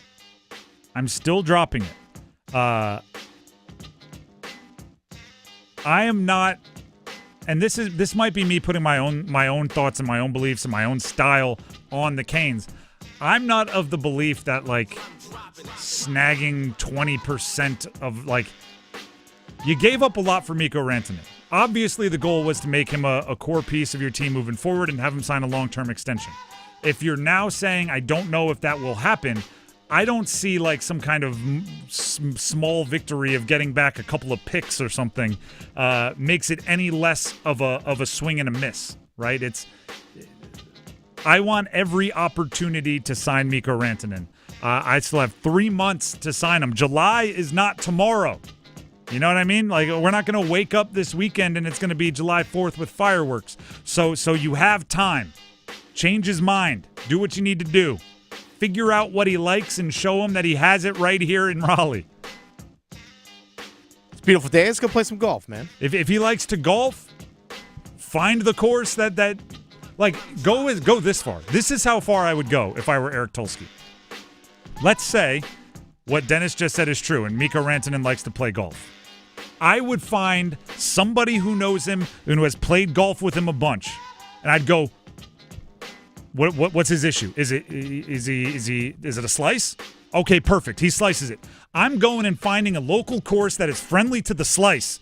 I want all dogleg rights. You know what I mean? I'm getting look at that. Look at this. You just broke your personal record.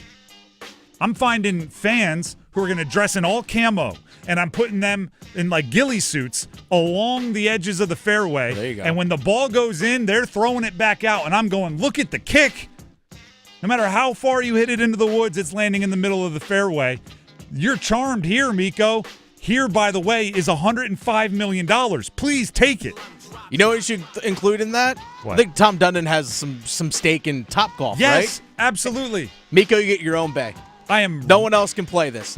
This is your bay. I am at Topgolf it. right over here. Look at this. 315 down the middle every time. Just look at the machine. Exactly. No, I'm obviously taking it far, but I want 3 months to get to know him. Like just in life, okay? Just in life. Haven't we all? It's some of my best friends. First month you weren't completely sold, right? Then whatever it is, right? There's that one day with that one joke, with that one thing. You were watching that one game. Things clicked. Oh, you're actually not what I thought you were, right? I know first impressions are worth a lot, but they can be overcome. I'm not here to say Mikko Rantanen and the Canes haven't gotten off kind of on the wrong foot, right? As soon as Mikko showed up, there was weird travel plans. There was a flu that ran through the locker room. There's been a bit of a production drought. There's been a bunch of losses. I'm not here to say they haven't gotten off on the wrong foot a little bit. I'm just here to say I don't give up that easy. I'm going to keep selling till I get the yes or I get the restraining order. That's the option. Those are the two things. That's what I would do. So I'm not trading him. I don't think he's going to get traded. And I'm not saying that he's going to sign the long-term extension by Friday. I'm just saying that see it through. Oh, by the way, you go on a run. Who knows? Is he really going to leave a team that makes it to the conference championship? Conference finals? No, I don't think so. All right, next year on Copper Drop, we'll stick with NHL trade rumors and the Carolina Hurricanes. Now, there was some link between the Carolina Hurricanes potentially pursuing Jake Evans, the center from Montreal, which would fit a couple needs. Right-handed faceoff guy, great on the penalty kill. Montreal signed into a 4-year extension today. So that one's off the board. But there are rumors of him potentially being linked to Vladar, the goalie from Calgary. Cop or drop. The Canes make a move for a goaltender before the deadline. Cop or drop? I'm dropping. I do think there's moves to be made. I think there'll be smaller moves. I would love right-hand face-off. I would love another center. I would absolutely love it. I believe to get a goalie that would be dramatically better than the combo of Pyotr Kochetkov and Freddie Anderson, you would have to give up a considerable amount. And I don't see them right now they're in the middle of a pretty high-stakes poker game with Mikko Rantanen. Mm-hmm. I'm not sure you want to be like, you know what? I would also, on this other hand, like to double down. Like it's you have enough lines in the water right now that are taking up your attention. I don't think they make the gigantic move for a goalie that maybe I've called for them to make in the past, because right now their attention's on Mikko. Could I see a move for, maybe a blue liner, maybe a fourth line center, something like that? Maybe. But I also think you can satisfy that itch. Scratch that itch with maybe calling up a Scott Morrow from the AHL. You can get some new blood on this lineup. I wouldn't hate to see Bradley Nadeau. These are all prospects in the system of the Canes who have been playing well.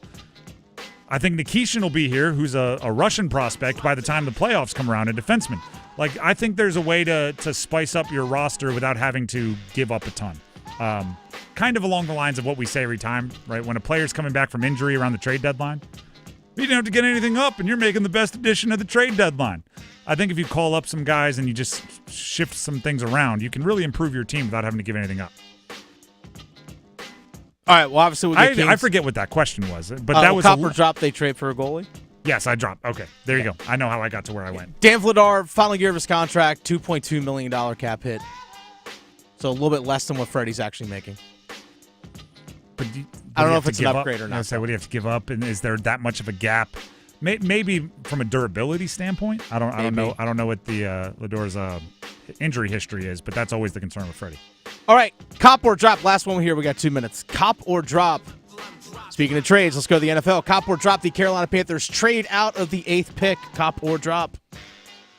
You know what? I'm feeling. Yes. I'm copping. I'm copping. Here's what I hope. And I've heard this like rumblings. No one's willing to say it like themselves, but there's a lot of I heard someone else tell me, right? Which is they're like test driving the take. There might be a tier in the top 10. Now I know people see there's a large flat plateau of a kind of a second, third tier from pick say 12 to 30. There's it's all eye of the beholder. They're all similar prospects. If there's a tier break in the top 10, I think 8 becomes something you could move and get real value back on and still get a really solid player. The best news for the Panthers is the thing you need the most in the draft is a deep position. So if you can trade back, you can still get a quality edge rusher while accumulating, while bringing back whatever you get in a trade. So I'm going to say Dan Morgan threads the needle perfectly, trades back, still gets a good edge rusher, maybe a Mike Green if you're okay with his off-the-field evaluations, maybe a Michael Williams or a Jalen Walker later if they tumble, while picking up, I don't know, future seconds, something along those lines. So yes, I think they trade back. By the way, predicting trades is always a bad bet. It happens much more rarely than you think. You want a fun fact about the draft right now? Things that make you go, I don't know what it means, but it might be interesting. Right now, with the new league year starting in 9 days, it's the first time since the merger, right, which is in the 60s, that at this point in the calendar, every NFL team owns their own first-round pick. This upcoming draft, every single team owns their first-round pick. That's fascinating. I don't know what it means, but it's definitely interesting, right? It's I don't know. It makes me say, what would cause that, or what would I don't know. Shout out to Tom Pelissero of the NFL Network. He's the one that pointed it out. So if the Panthers trade back, they can get someone's original pick. The Drive with Tim Donnelly, 99.9 The Fan. It is time for first goal scorer predictions. Who, for the Canes tonight against Detroit, will score the first goal for the Canes, and in what period will they score it? Call in with those two pieces of information. Heister Automotive Group hotline, open now. 919-860-5326. That's 919-860-5326. Call in now. If you get it right, if you're one of the 3 contestants, we call them official contestants, that make their prediction on air on the phone lines, you will win the ultimate sim racing experience at Apex Racing Lab. Rev up your engines at Apex Racing Lab, the Triangle's largest sim racing destination. Experience the ultimate thrill with 20 cutting-edge simulators, expert instructors, and world-class virtual tracks located in Cary's McGregor Village in Greater Raleigh. Visit Apex Racing Lab today and unleash your racing passion. Learn more at apexracinglab.com. That's apexracinglab.com. The phone lines are filled up. If you did not get through, you can go to our YouTube live stream in the comments. 99.9 The Fan on YouTube, live streaming right now. If you go in the comments, you can, for bragging rights, leave a player's name and a period for who will score the first goal. And if you get it right, we'll give you the glory and bragging rights that comes with being right. Brian in Durham, you're one of the official contestants, so you're playing for a prize. Who scores the first goal for the Canes, and in what period do they score it? I'm going to be bold here. I'm going to go Burnsy in the second on a power play. Now, I do have to let you know. First of all, Burns, second, locked in. Burns, he's not the most popular man amongst Canes Nation right now. What is it that's making you so confident in him having a day here on the power play? I think the power play has just been dead for a long time. Burns historically has been great on the power play. And, he's been around Canes for a while, so I'm pulling for him. All right. Appreciate it, Brian. Go ahead and stay on the line. Dennis has some info he needs to grab from you. From a pure, how things have been going standpoint, Brian's out on a limb there. Power play has not been going great. Burns has had his issues, but Brian is predicting all those things are overcome today. Brian in Holly Springs. We have another Brian here. Brian, Holly Springs version. Who scores the first goal for the Canes and in what period? All right, I'm going with Aho on a 5-on-5 in the first period. 5-on-5 in the first. You say that confidently. What makes you so confident? Well, he's starting to show signs of leadership again and getting hungry and showing a little bit of sandpaper, so I'm going with him. All right, Brian, appreciate the call. Go ahead and stay on the line. Dennis has some info he needs to grab from you. Aho is a tough one for me to pin down. I think he's a great leader. I think he's a really, really good player, but I think he would be a hard one to coach because I don't know how to get your heart rate up. You're maybe that's why he's so good in overtime, because he's out there like he's playing pond hockey at 11 years old. But if he gets a little aggressive, I'd be fascinated to see what that looks like. Just a little angry. Matthew in Durham, you are up next. Matthew, final contestant. Who scores the first goal for the Canes and in what period? Well, the second Brian stole my pick. I was originally going to go with Aho because he's hot, but okay. We're going to go with Miko. All right. Miko in the first. Any additional details for bragging rights? He's going to hit a nasty slap shot about midway through the first period. I love it. Stay on the line. Dennis has some info he needs to grab from you to make sure you get your prize. I'll give you my first goal scorer here because I'm going to piggyback with Matt there, but I'll add, I think, a power play. I'm going Miko in the first. And this is not, obviously it's partially me wishing it into existence because I think Mikko Rantanen needs to get going, and it'll be much easier for him to sign an extension if he's got a bunch of goals and you want to see his impact on the team and all of that. But also, I think it's like playing the numbers here, right? There was a time where we did this, and we've been doing this for a while now, these first goal score predictions, where every single time we got Aho in the first, because he was the main goal scorer, main point producer, and it was just like, if we're going for prizes, I'm not going to get cute. I'm playing the percentages. That, to me, should be Mikko Rantanen, right? He's the best goal scorer on the roster. He's 100-point producer multiple times in his career. He's got, all the bona fides. I'm not getting cute. I'm not wishing it into existence. I'm just picking the best goal scorer on the roster. And now it's up to whoever his line mates are, whether it's Aho Jarvis, whether it's Aho Svech, to continue building, to continue getting on the same page, and to start getting Mikko Rantanen, and not even start, because they've been getting him high leverage chances that he can find the back of the net and go ahead and win. So I'm Mikko Rantanen in the first, and the part that I am wishing into existence is that it'll be on the power play, because I think that the power play needs to kind of kick into gear here and find a way to be more productive. So we have Brian in Durham, Burns in the second on the power play. We have Brian in Holly Springs, Aho in the first, 5-on-5, and we have Matthew in Durham, who is locked in with Miko in the first on a slap shot.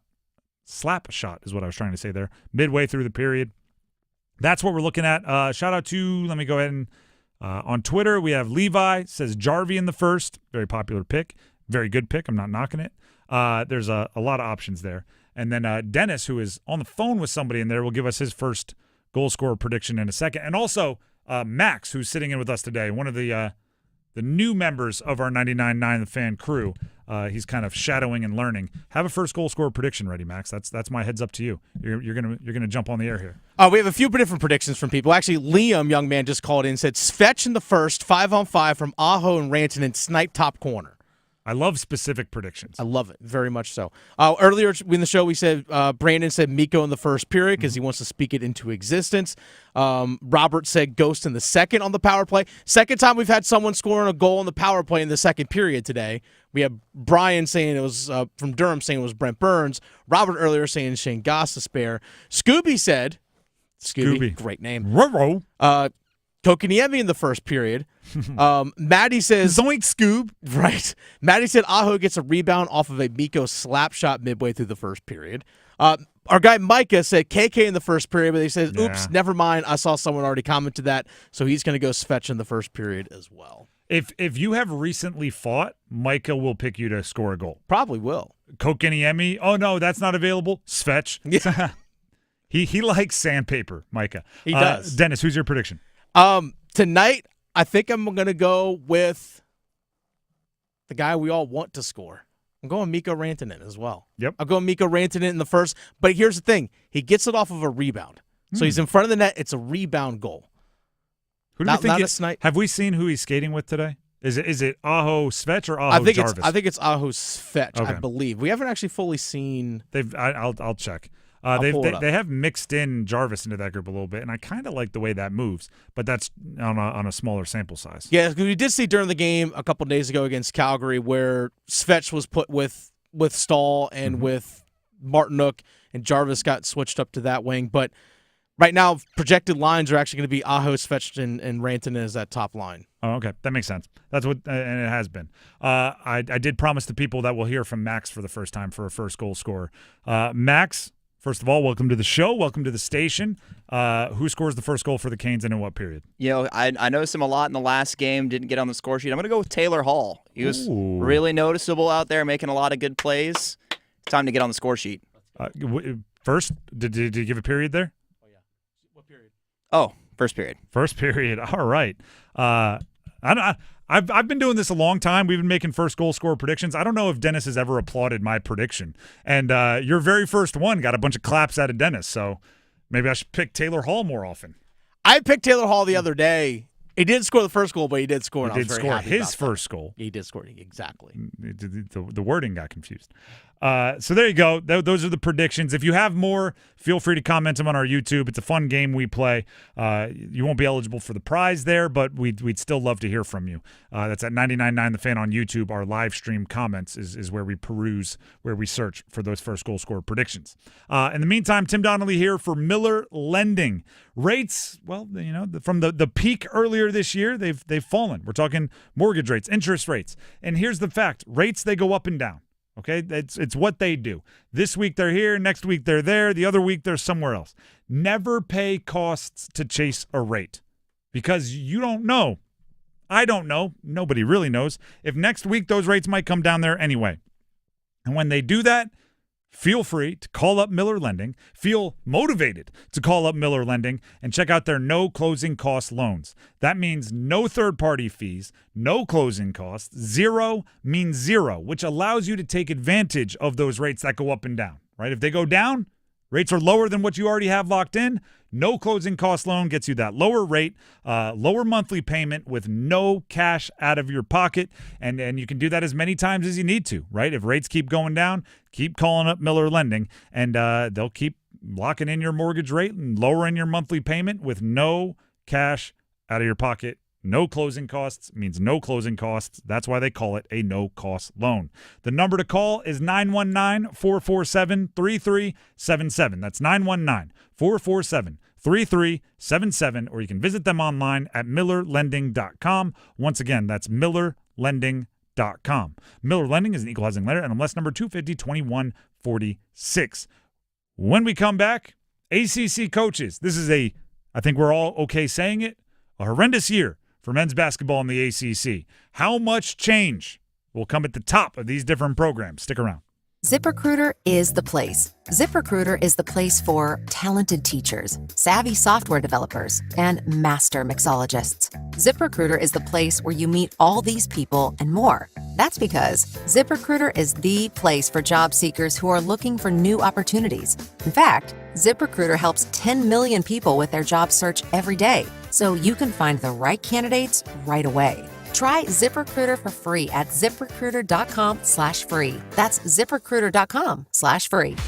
If Heineken Silver was a 60-second radio ad, it'd tell you all the stuff you need to know in only 30 seconds to keep things light and refreshing. Seriously, time me. Heineken Silver, a world-class light beer that's surprisingly crisp and refreshing. Made with only premium quality ingredients and just 2.9 grams of carbs and 95 calories. All without compromising on taste. Heineken Silver. Order now at Heineken.com/silver. Must be 21 and older to purchase. Enjoy Heineken responsibly. Whew. 30 seconds. That's it. Done. Peace. As of 9 a.m. this morning, our EV trucking company is officially in operation. Andrew's zero-emission trucks are driving the transportation category forward. We'll make driving safer, easier, and less stressful. Now our technology needs to keep up with demand. He needs to put pedal to the metal on hiring more software engineers. I need Indeed. Indeed you do. When you sponsor a job on Indeed, it's easier for talented candidates to find it, which makes it easier for you to hire them. Visit Indeed.com/credit and get $75 towards your first sponsored job. Terms and conditions apply. It's bow time. Finally, lunchtime. I'm starving. What's that? This is the Bojangler from Bojangles. Ooh, with the same bold flavor as their chicken? The same. And fries. The same. Huh. Well, I've got a PB&J. Yeah, that's not the same. A crispy fish fillet dusted in Bo's famous seasoning. With cheese and tartar sauce on a fluffy bun, the Bojangler's back. Hook one while you can. It's bow time. There's no time like Bojangler time. Time to stop whatever you're doing and head over to Bojangles to try the Bojangler Fish Fillet Sandwich. You heard right, the Bojangler Fish Fillet Sandwich. A perfectly seasoned, light, flaky, wild-caught Alaskan pollock fish fillet sandwich. For limited time at participating Bojangles. Make it a combo and add Bojangles seasoned fries and legendary iced tea. Hungry for Bojangles but in the mood for something different? Then it's Bojangler time. This hour of the Triangle Sports Leader is powered by Ritchie Law Firm, injury lawyers. Ritchie Law is on top of it. Go to RitchieLaw.com. That's RitchieLaw.com. They score!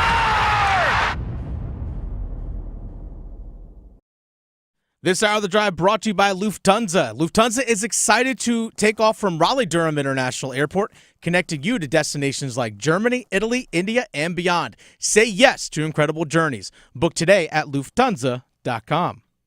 Taylor's 10 on the ticker. Leaves it left for McNeil. Bryce fired three. Yes, sir! Left wing, Paul McNeil, 5-0.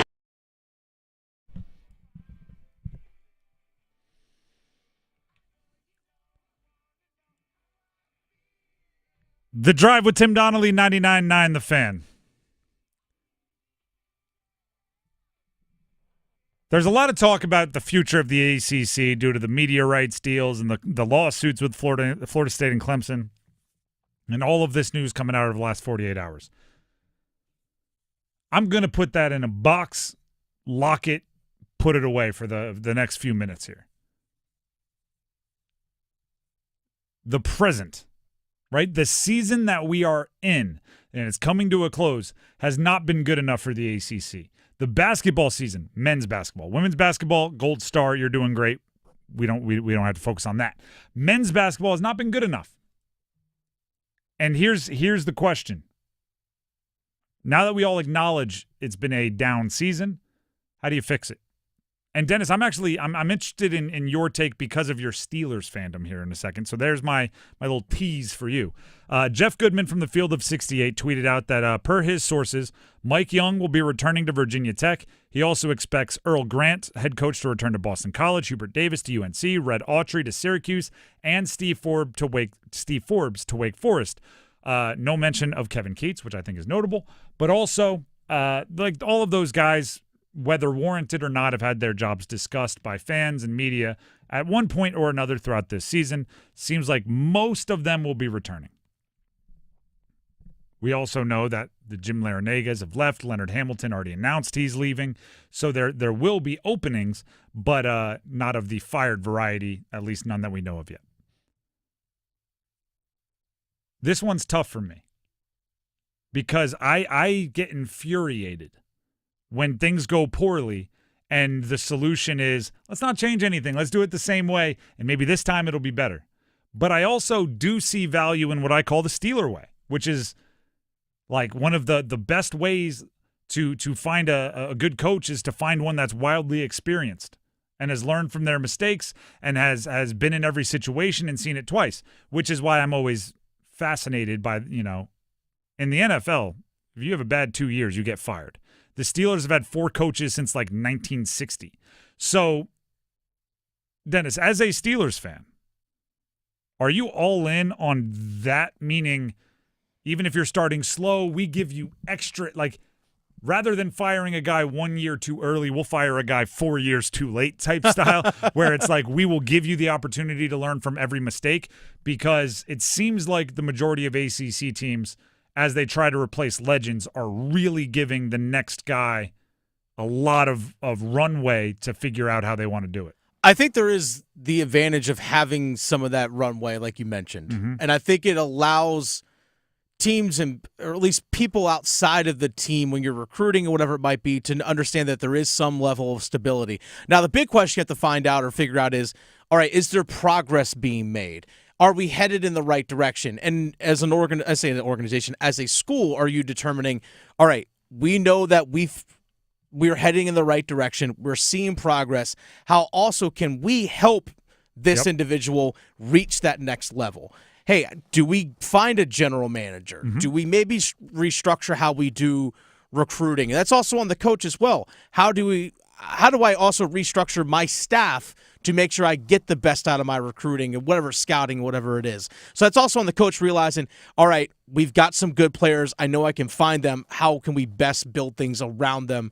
So again, it's up to the athletic department to determine, am I heading in the right direction with this person? If the answer is yes, then I think you stick with them. And if you feel like you're no longer making progress or you've reached a ceiling, then you can part ways. I agree with you wholeheartedly on one specific thing, which is if you're telling me you have the right guy and the results haven't been there, you better be changing something else, right? Okay, you got the right guy. Something is wrong here. And actually, I give Virginia Tech credit because that was the first name mentioned by Jeff Goodman in the tweet, because they said we're bringing back Mike Young, but they also said with additional commitments to NIL and staffing and everything else. So they're saying we have the right guy, but the situation he hasn't been able to overcome, so we have to help him out. Steve Forbes, if NC State does bring back Kevin Keats, Hubert Davis, right? The guys that we follow in this part of the country, with Steve Forbes being Wake Forest head coach, Kevin Keats at NC State, Hubert Davis at UNC, obviously. If these seasons end in disappointment, and really Wake Forest and NC State's kind of already guaranteed too, unless Wake Forest wins the ACC tournament, if they end in disappointments, you bring the guy back, you better give him something else to work with. UNC has already started it. They hired a GM. They're restructuring. NC State, Kevin Keats was just kind of talking about it earlier this week of thinking about a GM. I think they're a little late to that, and they need to get it cranking quickly. And Steve Forbes, same thing. Like, if you want to bring a coach back or just keep a coach, bringing them back sounds weird. If you're just going to let them continue being your coach and continue doing their job, it's very simple to me. Right? If you're doing the same things, you should expect the same results. If you're bringing the same guy back, you better be doing something else different. And I think the most obvious way to do that is to find a way to raise some more money. And by the way, the coach should be asking for it, right? It's part of being a coach is recognizing the issue, right? You're not the driver of the car that goes, check engine lights on. I better take it to someone else to fix, right? You're the person, check engine lights on. Let me go get my little computer thing, hook it up to the car, tells me the code. All right, now I know what I got to go fix. Let me go buy the part. Let me go get the tools. So if the coach isn't coming, like, this is going to sound weird. And I don't, like, tell me if this comes across making sense, Dennis, because I acknowledge that I'm maybe going off the deep end here. If the season was bad and my coach isn't asking for anything else, if he's not coming in demanding in order to be successful, I think something's wrong, right? It's like, hey, I didn't have enough name, image, and likeness to put together the roster I wanted to. Or, hey, I need better facilities to recruit. Or, hey, I need more staffers for individual improvement. I don't know what you need, but if you don't have something that was missed, then you're just admitting, I messed it up, right? and I guess that could be the most kind of straightforward owning up to it thing ever. If you just go in and go, nope, everything I had was great. I messed it up. I'll fix it. That's maybe a little too honest. I mean, look at the runway that Brad Brownells had at Clemson. His first year at Clemson, 2010-2011, they make the NCAA tournament. They don't get back to the NCAA tournament until 2017-2018. Now, they had a couple seasons where they had 20-plus wins sprinkled in there, just missing the tournament. But now look at since. Like, they should have made the NCAA tournament back in 22-23. They should have made it that year, but last year they get to an Elite Eight. This year they're very strong. Top 10 team almost. I think they're ranked 11th in the most recent poll. And took down Duke. They're 24-5. Here's the only thing I'll say about that is if you want that kind of patience, I think you need to coach basketball at a football school. Yeah. You know what I mean? If you want that kind of, you need to go under the radar. Because make no mistake, all those years that he wasn't really making the tournament, Clemson was in the mix for national championships on the football field. So everybody was just kind of like, oh, yeah, that other team, they're not as good. You see how sparkly my ring is? Like that's if you want that kind of patience, go coach at a football school. And by the way, there's like Leonard Hamilton doesn't have the accolades as many of his ACC counterparts, but he had the same longevity and the same respect. But you're at Florida State, right? Everyone's paying attention to the football team, and you kind of get to do your own thing. If you want to coach at schools that put a lot more emphasis on basketball, I do think there will be a quicker hook, if you will, if you're not kind of producing at a level that is acceptable. The Drive with Tim Donnelly, 99.9 The Fan. Here's Dennis Cox. He has something for everybody. Hey, Dennis Cox here for my friends over at Loan Pronto. Folks, think about this. What could you do with an extra $75,000 right now? Or even a couple $100,000. If you own a home, you can get that money in less than a week with Loan Pronto. Loan Pronto is the leader in quickly converting your home equity into cold hard cash, so you can pay off all your credit cards or maybe start that home remodel. Loan Pronto has several easy options to let you access the cash from your home. There's virtually no paperwork, no cumbersome process, no junk fees, and often no appraisal. Listen, the average homeowner has over $300,000 in equity. That's your money. Use it. One client got $150,000 out and paid off all their credit cards, 2 car loans, and a personal loan, cutting their monthly expenses by $1,500. You can get approved in as little as 1 day. So act now with no hard credit pull up front. LoanPronto.com, 919-381-1760. Get the money you need for anything. 919-381-1760, LoanPronto.com. Equal housing lender, NMLS 1661781, subject to lender approval, NMLSconsumeraccess.org. The Drive with Tim Donnelly, 99.9 The Fan. We have the starting 5 coming up next, including a look back at Duke wiping the floor with Wake Forest in Cameron Indoor last night. Stick around. Tonight's forecast calls for Hurricanes hockey. Svechnikov, tick-tack, tied, and Carolina on the man advantage. Storm Watch with Adam Gold at 6:30. Puck drop at 7. Save made, rebound! Game over! Sebastian Aho gives Carolina a 4-3 win in overtime. On your exclusive home for the Carolina Hurricanes, 99.9 The Fan. Hey, what do you say? John Forsland here for my friends at Buffalo Brothers. It's hockey season, baby. I live and work on both coasts, and here's the deal. There's nothing like Buffalo Brothers. The best wings on the planet and a great place to watch all the big games. Visit all 5 Triangle locations for great specials, including half-price pizzas Monday through Friday, 4:30 to 6, and $6 Jamesons on Sunday. Dine in, carry out. BuffBrothers.com. Aw, man, now I want wings. Joint pain in your knees, shoulders, or lower back. It can stop you in your tracks. At DaVita Med Spa and Wellness, we offer a revolutionary course of treatment that can eliminate your joint pain and have you back to your old self in no time. Our regenerative therapies actually help repair damaged tissue to eliminate the pain without risky, invasive surgery. If you suffer with joint pain and have been told your only options are medications, steroid injections, or surgery, DaVita Med Spa and Wellness offers non-surgical solutions using your body's own cells with minimal downtime and long-lasting results. Experience personalized, compassionate medical care at its best. Call our office now and see how you can get real, long-lasting relief from joint pain through regenerative medicine and the medical experts at DaVita Med Spa and Wellness, spelled DVIDA. Call 984-333-1313. That's 984-333-1313. 984-333-1313. If you're 55 and up, T-Mobile has plans built just for you. 2 lines of unlimited for just $30 a line. That's a 45% savings compared to Verizon and AT&T. But don't just take our word for it. It's not just the savings that are great with our T-Mobile plan. There's all this value from all these other things that T-Mobile offers.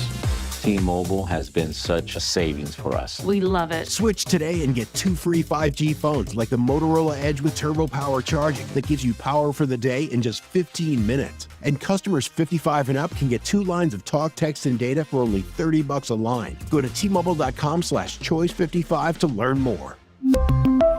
With AutoPay plus taxes and fees, plus $5 per line without AutoPay. Debit or bank account required. 45% off 2 lines versus AT&T Starter and Verizon Welcome. Plan benefits vary. Motorola Edge on us with 24 monthly bill credits and new line for well-qualified customers, plus tax and $35 per line connection charge. See details at T-Mobile.com. Motorola Edge requires 68-watt charger. Charger sold separately. Actual performance will vary based on usage and configuration. Beat the spring cleaning rush and call our cleaning heroes at Zero Res. This month, get 3 rooms, Zero Resified, starting at $119 and take $20 off your air duct cleaning. Book online anytime at ZeroResRaleigh.com and say you want the $99.9 The Fan special.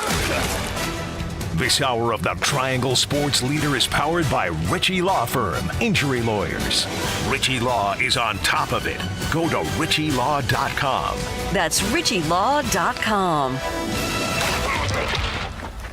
WCMC HD1 Holly Springs. Take us with you on the radio, Instagram, TikTok, Alexa, and YouTube. 99.9 The Fan, the Triangle Sports Leader. WRAL meteorologist Amy Wilmoth. A breezy day out there today with highs in the upper 60s. Mostly cloudy tonight, a low of 57, and then a WRAL weather alert day for Wednesday. Showers and storms are likely, and some of those could be severe. Damaging winds, isolated tornadoes, and hail will all be possible. It will be windy all day with highs near 70. Weather update brought to you by Newcomb & Company, where your comfort is their business. Visit newcombandcompany.com. 5 o'clock check-in for money. Dow Jones down 670 points at the closing bell to 42,521. Market update brought to you by Enbridge Gas, formerly Dominion Energy North Carolina Gas. Dominion Energy North Carolina Gas customers are now proudly served by Enbridge Gas. Looking forward to a bright future together. To learn more, visit enbridgegas.com.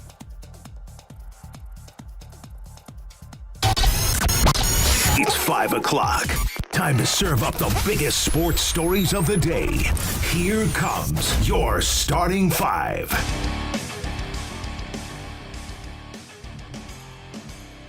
The Drive with Tim Donnelly on 99.9 The Fan. It's time for the starting 5. And as always, the starting 5 starts with number 5. Count them. 1, 2, 3, 4, 5. A hop step and a fadeaway. No, the rebound for Gongba. And an outlet pass for Cooper Flag. In on Hildreth, crossed him over and threw it down! My goodness! What a move in the paint! That was from last night. Duke beat Wake Forest by, what was it, 33? Didn't feel that close. You know what's actually funny? I don't know if the world recognizes how big Cooper Flagg is until he gets one of those fast break dunks and he puts it down with two hands and he does, you know the Shaq logo on like the shoes and stuff where he's hanging from the rim with 2 feet up? Oh, yeah. Cooper Flagg does that on a lot of fast break dunks, and that's to me the only time where you realize how big he is. Because you see that like he's hanging with his legs bent and he's still like a foot and a half off the ground because his arms are so long and he's such a big dude. Other than that, when he's like, handling it on the perimeter and taking threes, he looks like a guard, and you just don't realize that he's probably a little over 6'9", if I were to guess, which is just absurd. Mm-hmm. By the way, if you listen to the press conferences after the game, Steve Forbes compared him to Kevin Durant as a freshman college basketball player. And he coached against Kevin Durant. Yeah. Also, high praise comparing him to Kevin Durant, the freshman at Texas. That's absurd. Duke looked really, really good, and it wasn't just Cooper Flagg, although it was a lot of Cooper Flagg. I thought we might get the triple-double that I'd been calling for a while, but unfortunately I don't think the game was close enough for him to kind of keep gunning. John Shire, after the game, essentially had to talk about what so many people are talking about with Duke. How do they maintain their edge, their focus, even though they've won each of their last 4 games by at least 33 points? Here's John Shire. With young teams, the faster you play, sometimes you cannot get the. That's a different one of the clip. standards There we've it is. had. I mean, it's the first thing is you do your best. I know that sounds simple, but best doesn't mean playing your best. It means giving your best effort. It means your best focus, your best attitude, the things you can control. And we don't play for a score. We don't play just for a win. We play to be our best. And obviously winning comes with that, we believe. And so our guys have embraced that. Very few times this year in practice do I have to get on them for – it's not about effort. Like that's part of the character and evaluating and bringing in the right guys, but it hasn't been about effort. It's been about strategy. And when you're doing that, you're going to have a killer instinct. And, obviously as coaches, we talk about keeping our foot on the gas. We've done that. Do you know what I think it is? It's a individual personalities thing. They have a couple straws that stir the drink this year for Duke. I think Cooper Flagg, anytime he's in the game, he wants to embarrass you.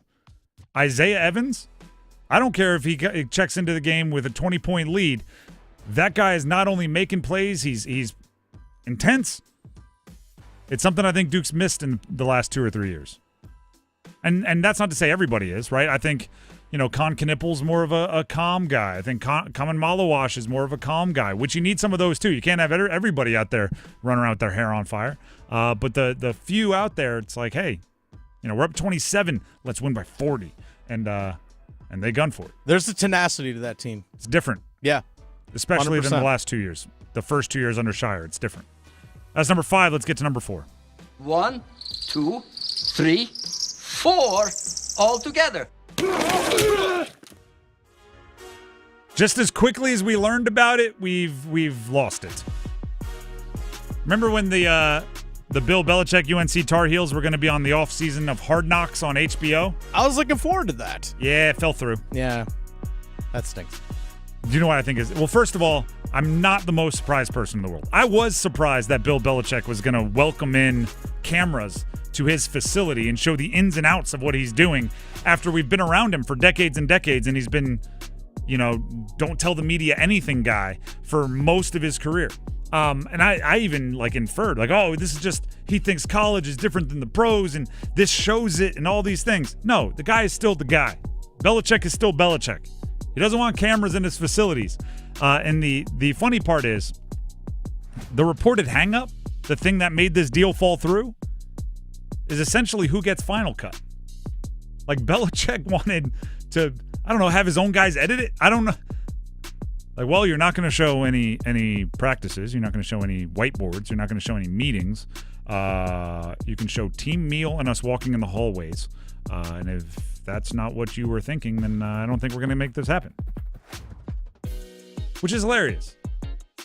I do think it's a missed opportunity, though. I think you find a way, you negotiate it until you get the deal done, because being on Hard Knocks would have been an asset for UNC. Show recruits how you get guys ready for the NFL. Show everybody how your program is different than other college programs. I think it would have been a good deal for them. Alas, I believe we're not even going to get an off-season Hard Knocks now of any kind. I don't know, because we only had the one. We had the one with the Giants, and it went so poorly for Joe Schoen and the Giants, the GM of the Giants, which the two viral clips were his owner saying, if Saquon Barkley goes somewhere in the division, I'm not going to sleep well. Not only did Saquon Barkley go somewhere in the division, but he went somewhere in the division, ran for 2,000 yards, became Offensive Player of the Year, won a Super Bowl, and then signed an extension that made him the highest paid running back in the NFL. And the Giants, didn't make it like 6 games into the season where they were expecting the playoffs?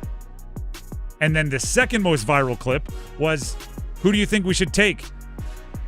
Joe Schoen asked his 13-year-old son, and his 13-year-old son said, trade up and draft Jaden Daniels, which probably wasn't even possible. But just that clip being there makes it seem like the 13-year-old knows more than the dad, which probably isn't true, but hey, it's a rough look.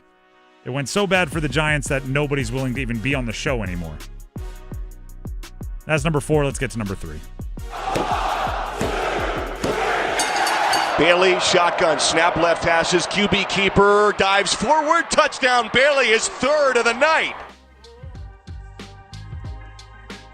The ACC is at a point of transition, if you will. I don't like. Here's what's happened in the last 48 hours. There were reports that Clemson and Florida State on one side and ACC on the other side, the Atlantic Coast Conference, have settled their pending lawsuits, and they were all going to stop. They're right. No one else was doing that. No one else was fighting that fight. Today, we learned some of the details of that settlement.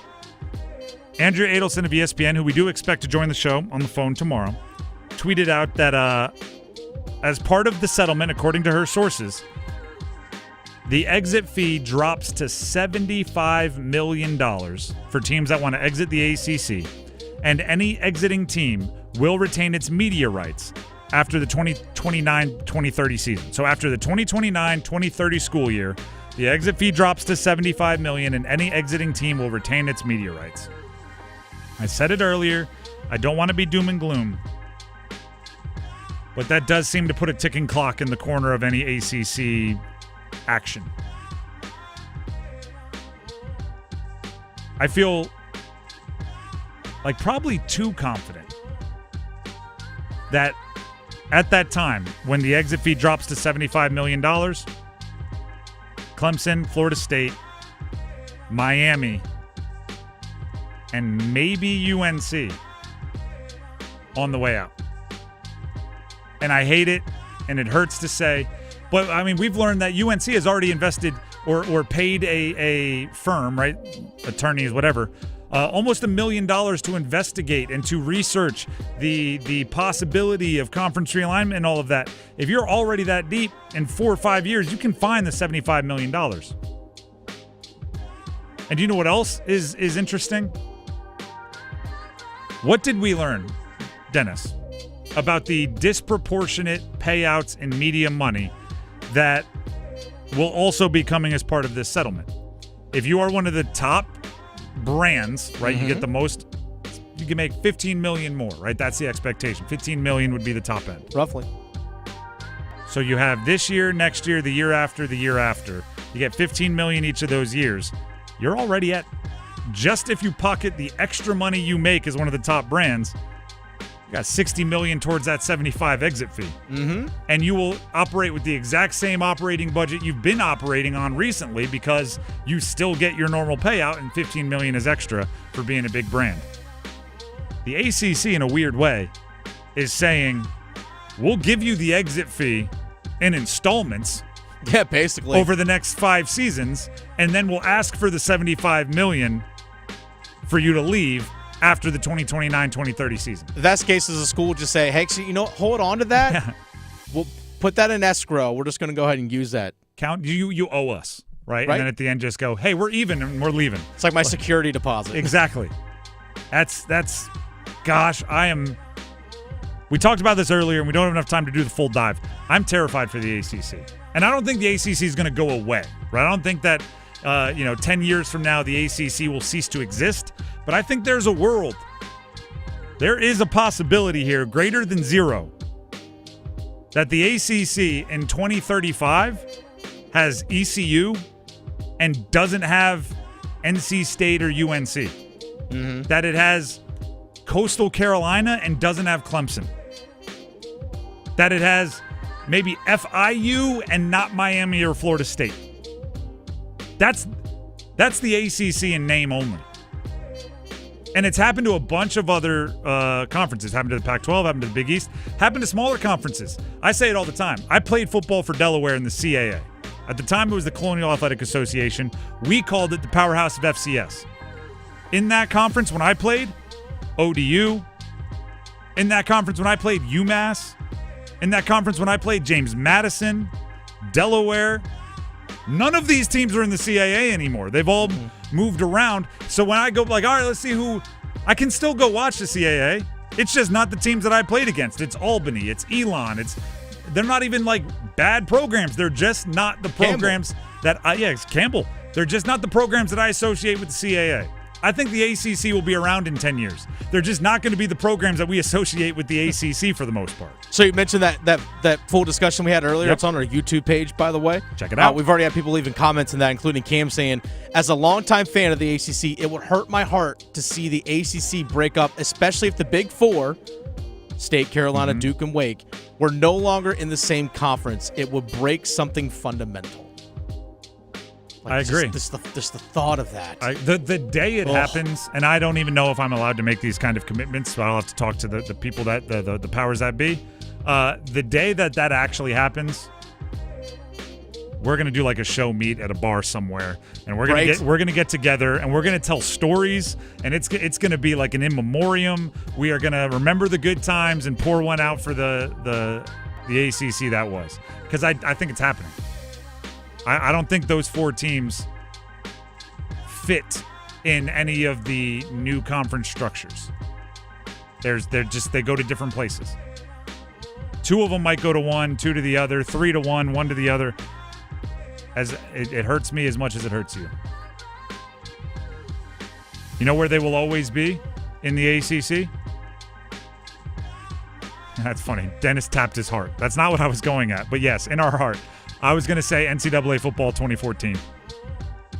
I'm playing that video game forever if they get rid of the ACC, and I'm winning ACC championships.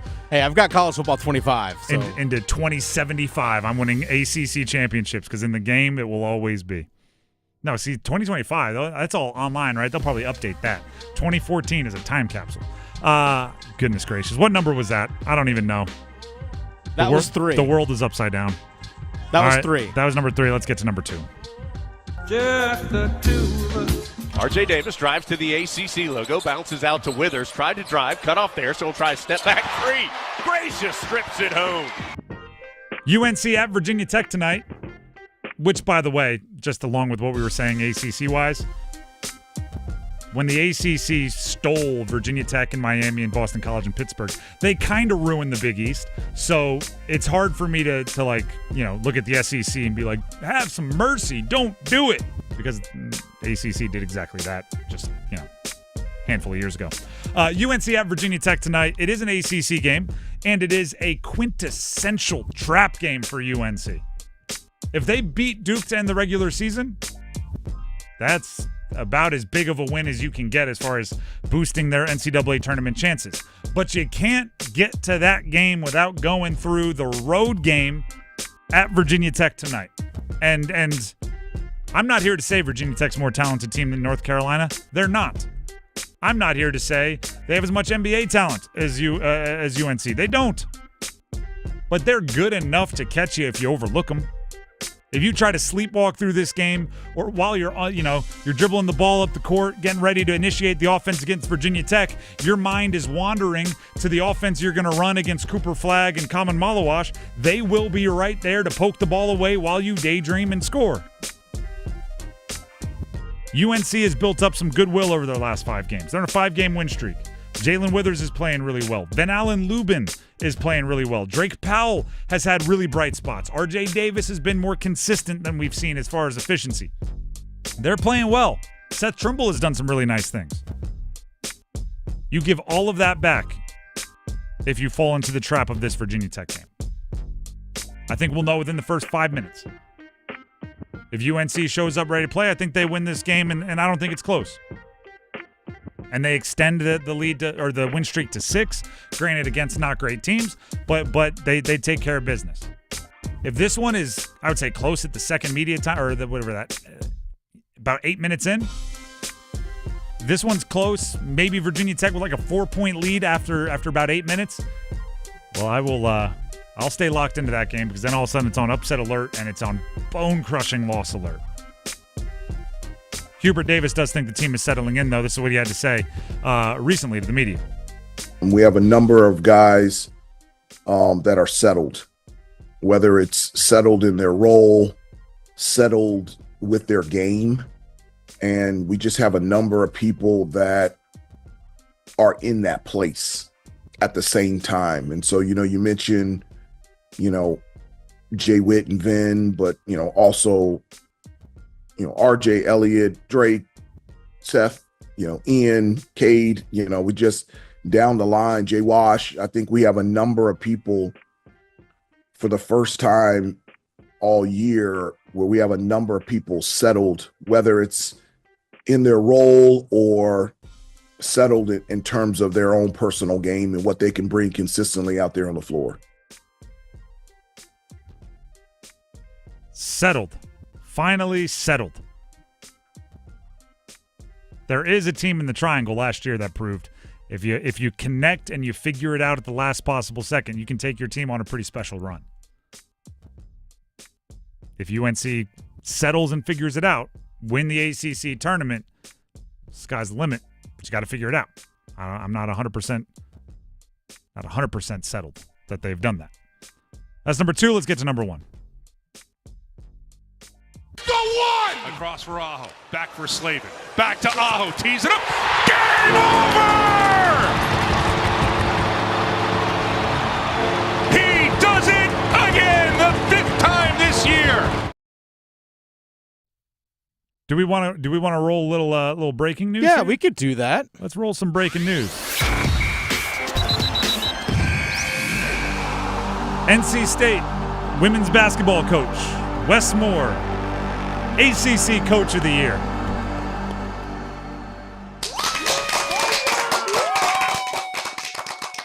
Well deserved. Yes, absolutely. Well earned, well deserved, well done. NC State women's basketball is they've locked up the regular season in the ACC. That win over at the time number 1 ranked Notre Dame just a couple of a week ago is the win of the year in the ACC thus far. Let me make sure that what I'm about to say is still true, because it was true last I checked, but I want to make sure. Yes, it is true.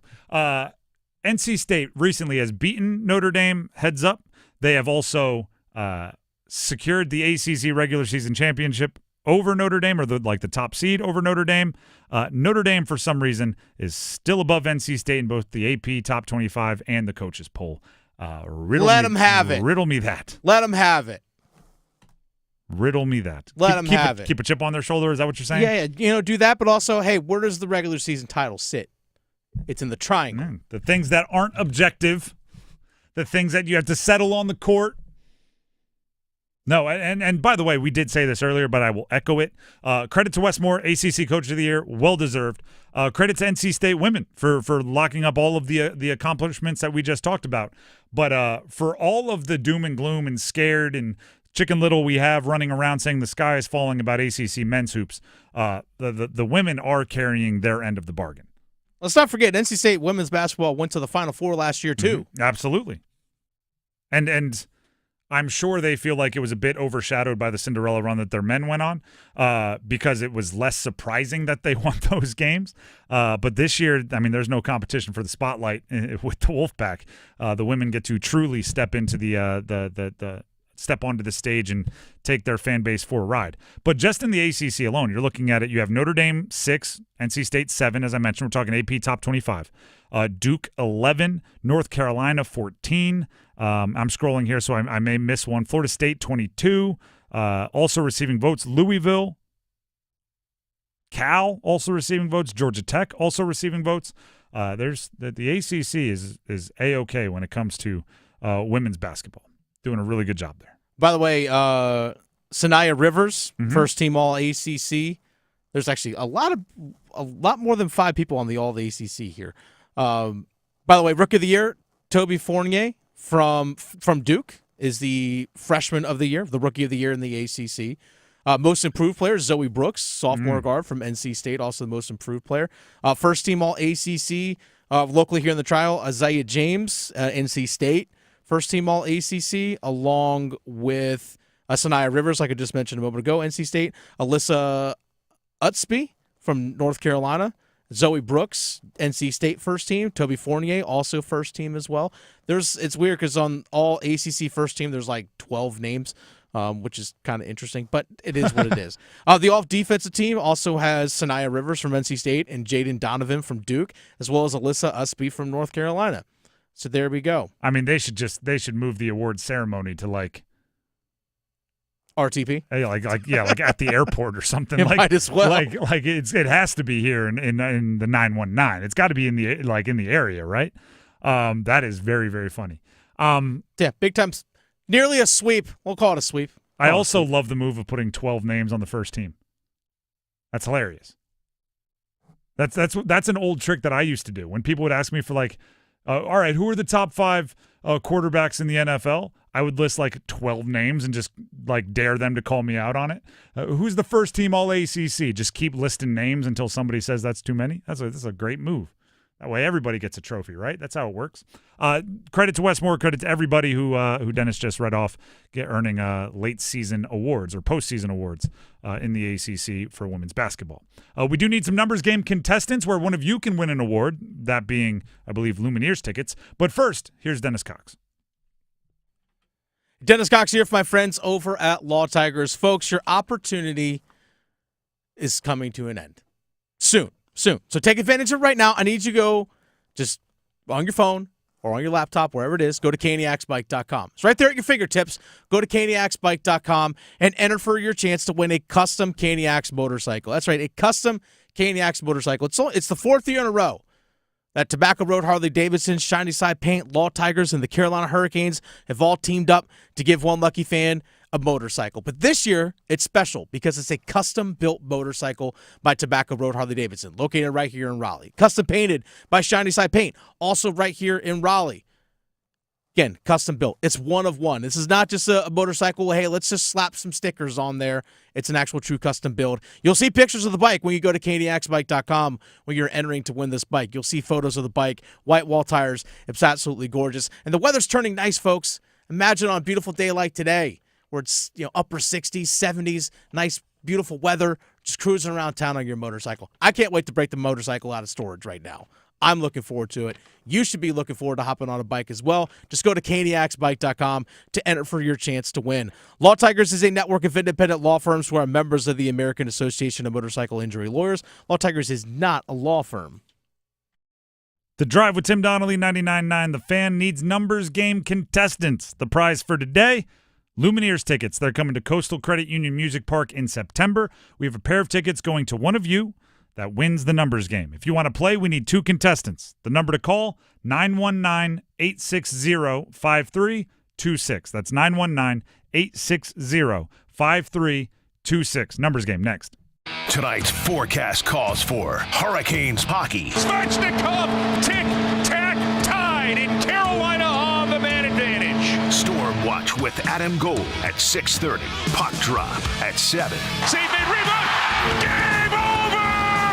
Sebastian Aho gives Carolina a 4-3 win in overtime. exclusive home for the Carolina Hurricanes. 99.9 The Fan. Hey, daydreamer. Did we catch you thinking about your dreams? With Wells Fargo Premier, a team can help you plan for them. So let's imagine your biggest dream. Not the easy one, the one behind it. The one you work towards every day and every night. Can you see it? Then we can help you plan for it. Ready to start planning for your dreams? You can at wellsfargo.com/getpremier.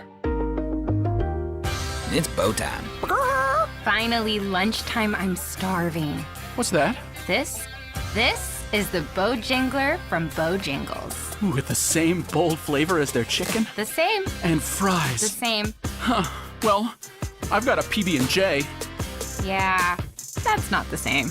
A crispy fish fillet dusted in Bo's famous seasoning. With cheese and tartar sauce on a fluffy bun, the Bojangler's back. Hook one while you can. It's bow time.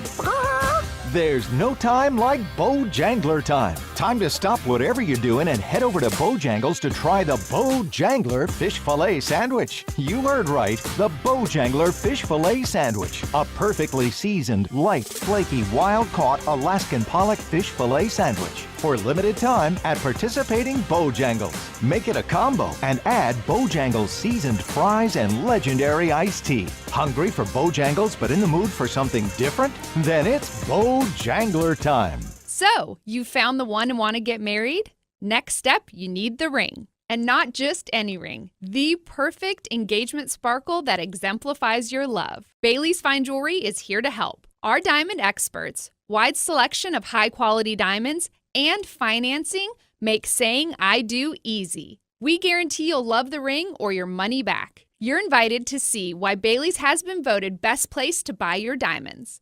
Visit us today in-store or at baileybox.com to find out more. Hey friends, Paul Ihander from 99.9 The Fan for FanDuel. And FanDuel, America's #1 sportsbook, is your home for NBA live betting. Even if you miss the first few minutes of the game or want to bet on a fourth quarter comeback, you can make your picks from the first whistle until the final buzzer. And you can combine your live bets into a same-game parlay for a shot at a bigger payout. However you want to play, now is the perfect time to join. New FanDuel customers get started with $150 in bonus bets if your first $5 bet wins. Just visit FanDuel.com/Paul and join today. FanDuel.com/Paul for your shot at $150 in bonus bets. Make every moment more with FanDuel, official sports betting partner of the NBA. 21 plus and present in North Carolina. First online real money wager only. $5 first deposit required. Bonus issued as non-withdrawable bonus bets which expire 7 days after receipt. Restrictions apply. See terms at sportsbook.fanduel.com. Gambling problem? Call 877-718-5543 or visit morethanagame.nc.gov.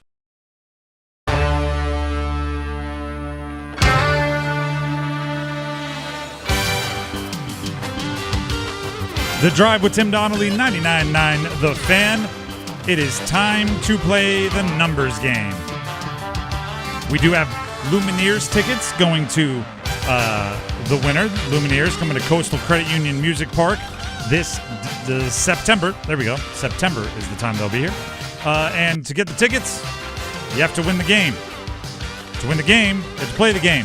Cameron in Raleigh and Liam in Cary are both on the line, getting ready to play. As always, you have to answer a question.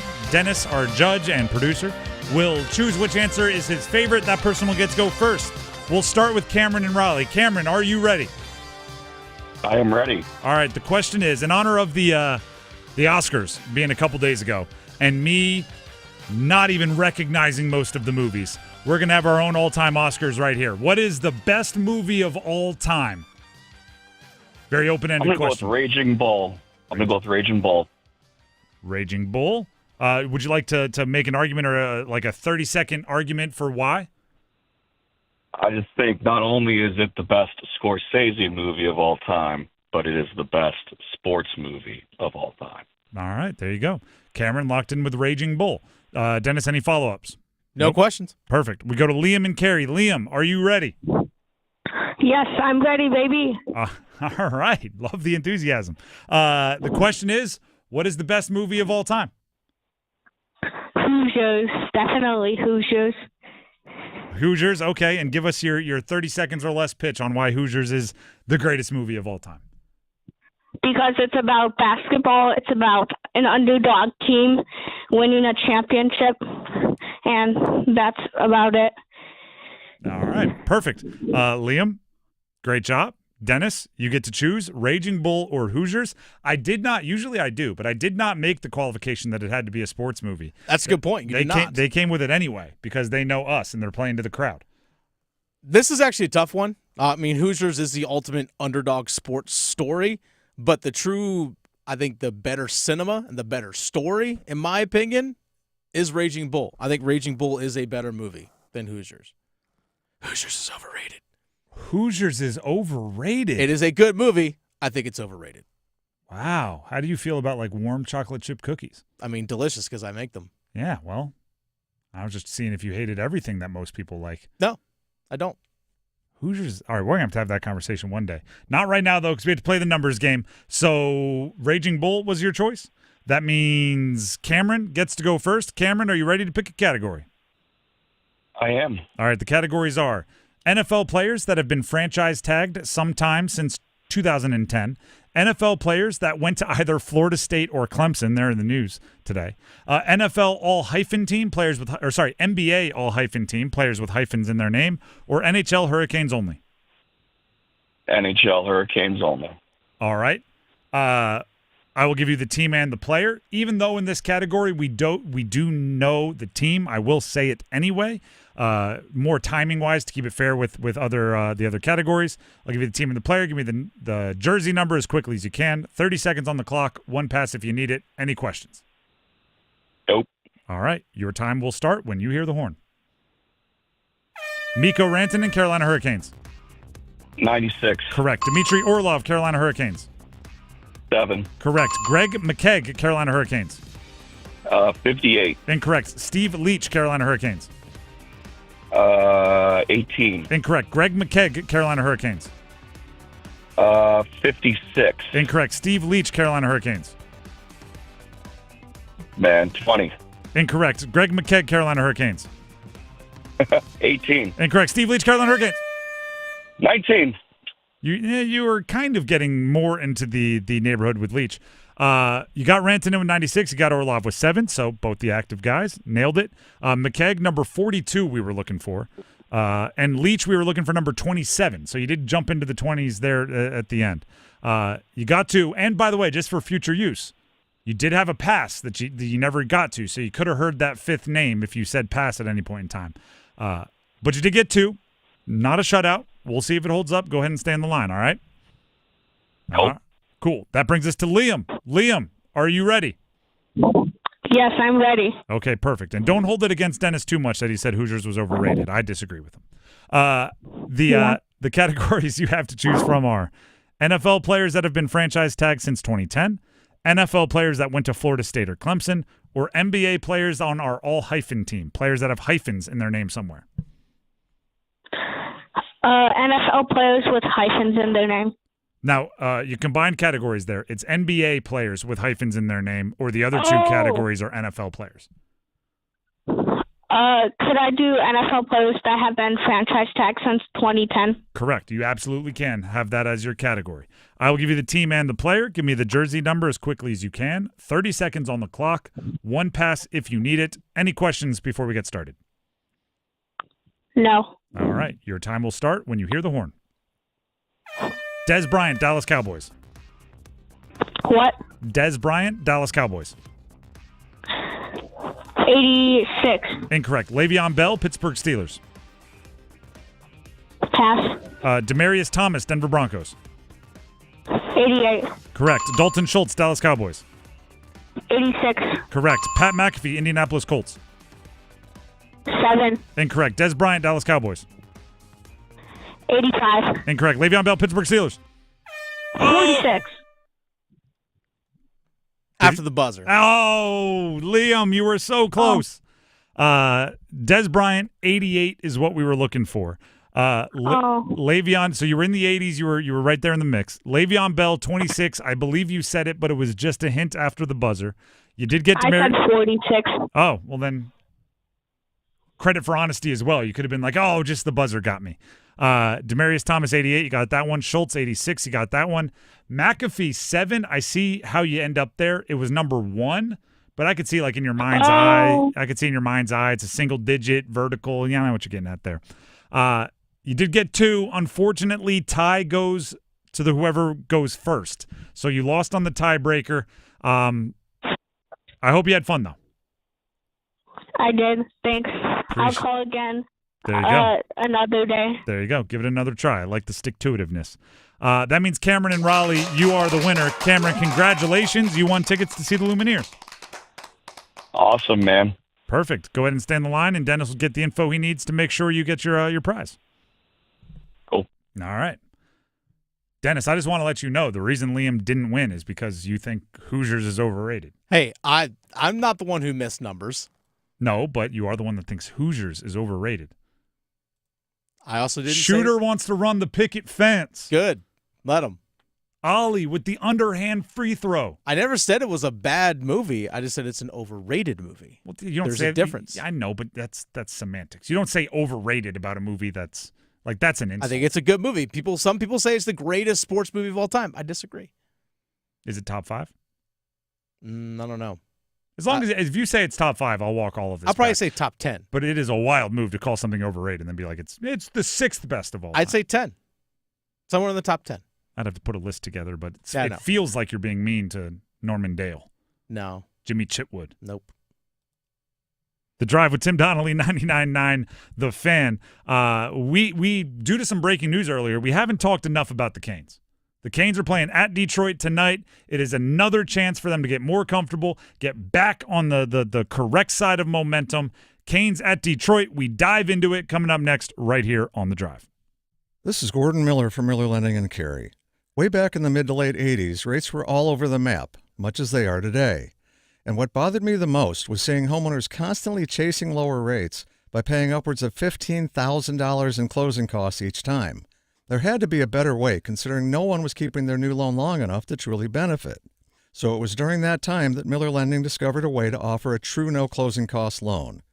With nothing charged or rolled in, customers were now able to realize immediate savings, as even a drop of 0.5% could save them thousands of dollars over the life of a new loan. Imagine eliminating the need for timing as you simply close on today's rates and refinance as soon as something better comes along. Fact is, Miller Lending hates closing costs. So before you throw away thousands of dollars chasing a rate you may not like a year from now, pick up the phone and call Miller Lending today. 919-447-3377, or simply apply online at millerlending.com. Miller Lending is an equal housing lender and MLS number 250-2146. Dear McDonald's, your breakfast menu? Fire. 10s across the board. I could be happy with anything, even though I order the same thing every time. Thanks for not judging me. I'll try something new next time. Maybe. Get your faves for less. Buy a sausage McMuffin with egg for $2.50 at any size Sprite for $1.49. Price and participation may vary, cannot be combined with any other offer or combo meal. Ba-da-ba-ba-ba. Tim Donnelly here for Zero Res. Right now, you can beat the spring cleaning rush with big savings and priority booking by calling our cleaning heroes at Zero Res. This month, get 3 rooms Zero Resified starting at $119 and take 20% off your air duct cleaning as well. Book online anytime at ZeroResRaleigh.com. Just say you want the 99.9 The Fan special. Spell it backward or forward, it spells the same. Zero Res. Is that a new Samsung Galaxy A15 5G? Yeah, I got it for free when I joined Cricket Nation. Sounds pretty great. At Cricket, anyone can get a new phone when they switch. Whoa. With a high-quality camera, meaning more flattering selfies for all, and super fast 5G, so you can post them for all to see. Your friends, your family, your ex. Free phone! Free phone! Okay, I'll switch. Welcome to Cricket Nation. Cricket 5G is not available everywhere. Must bring your number to Cricket on a $60 a month voice plan. First month service charge and tax due at sale. Fees, terms, and other restrictions apply. See cricketwireless.com for details. This is the story of the one. As a quality technician in a food processing center, She knows that making the right call is the best way to avoid a recall. That's why she trusts Grainger's world-class supply chain to deliver the high-quality supplies she 6 needs o'clock, check to your your help weather keep here her on production 99.9 line, The her Fan. equipment, and her customers happy and healthy. Call 1-800-GRAINGER, click Grainger.com, or just stop by.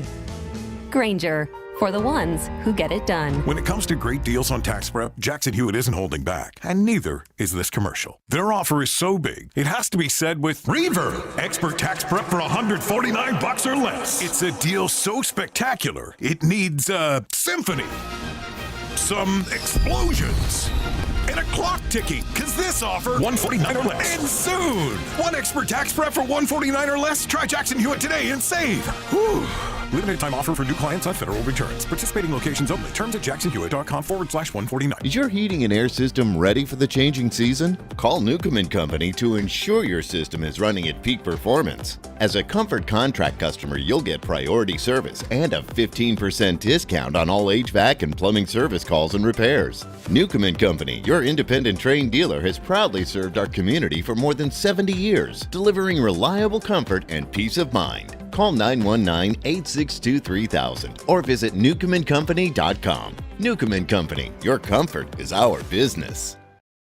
Across for Aho. Back for Slavin. Back to Aho. Tees it up. Game over! He does it again, the 5th time this year.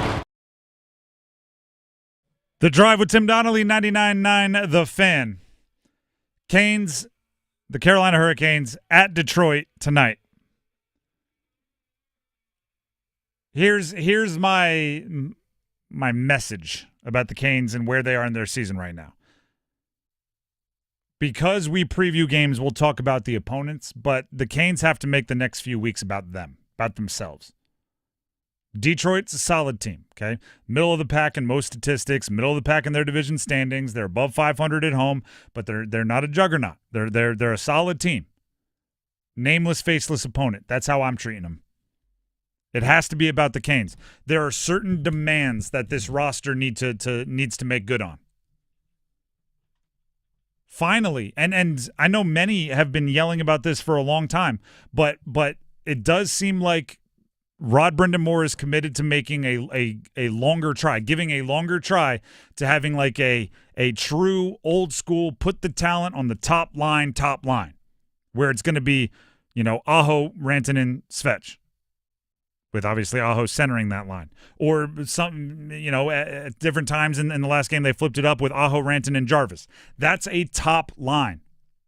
Now, I'm looking at that top line and saying score the darn puck. Right? Keep firing. The lid will come off the net at some point if you continue finding high leverage chances, but that's what the focus is. Part of the reason why I've been an advocate of having that style of line and not dividing up your shooting and not having, Jarvis down on the stall line, Svech with Roslovic and Aho all the way. Like, the part of the reason I want to condense the kind of skill and talent is because I want to have a line that it doesn't matter who you're playing. You could be playing the best defensive team in the league, the worst defensive team in the league. That line is where we look to provide points, to provide goals. Score the darn puck.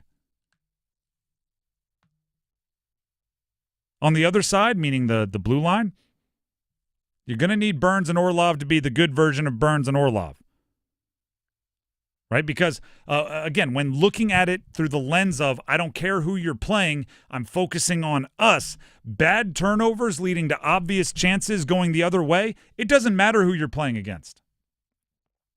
Right? There's the it's more of a college saying, but I guess it works in the pros too, right? In college, coaches like to say, hey, they're on scholarship too, right? So even if you're playing a bad team, if you make a really dumb play, they'll take advantage of it. They're on scholarship too.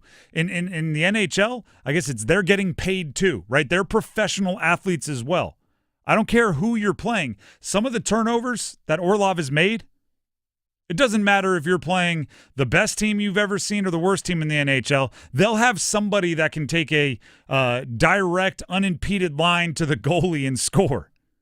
A 2-on-0 is going to be a bad situation no matter who you're playing. So Orlov has to figure out how to take those decisions and eliminate them from his game. Same with Burns, right? We've seen Burns do it too much recently. And I know he has a lot of goodwill built up because he is a legend and he's been in the league forever and he's been a Cane for a good amount of time now. And he has all the positive memories, quarterback in the power play and everything else. But at a certain point, you got to look around and go, if it's about us, it's got to be about smart decisions. Dennis, I know you'll appreciate this one. If it's about the Canes, I don't care who you're playing, there is one particular situation where you have the advantage on every team you're playing. Power play? Yeah, that's when you have the literal advantage. It's when you have the man advantage. If you have that, they have to just be flat out better than they've been. They have to just be flat out better than they've been recently. Last 30 games, 9.6% on the power play. And I think actually just the 2025 calendar year, it's just above 7%. And for those of you that don't track power play percentages, that's not good. No, that's bad.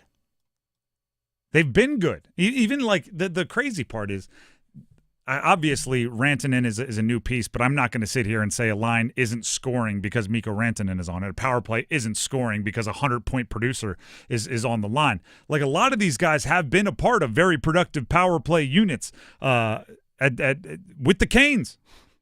So it's weird that suddenly the faucet is turned off, but make it about you, right? Watch the film of yourself. Self-scout. What are they doing to stop you and then counter? Be high hockey IQ players like I know you are, and know when to go in your bag and be physical. Do you know what I've liked recently that the Canes have done? What's that? The Kokiniemi fight and the Svech fight. And I'm not an advocate for fighting in hockey, but you are a fool if you don't see what those two particular moments did for those two particular games. Goon squad. I mean, I'm not saying it, but if you got to be it, you got to be it. Kokiniemi, they're like Svech, they're big physical guys, right? And they might lead the league in me yelling at the screen like, play bigger. You're strong. Go through them. And if it takes a couple of right hooks to the dome to get you and your team woken up, maybe that's it.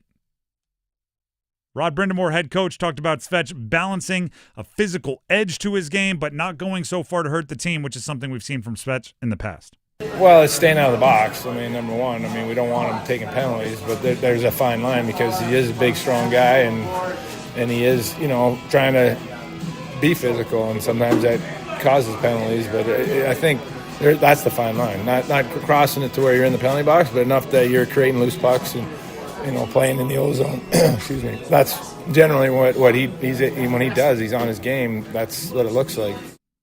I wish there were a way, right?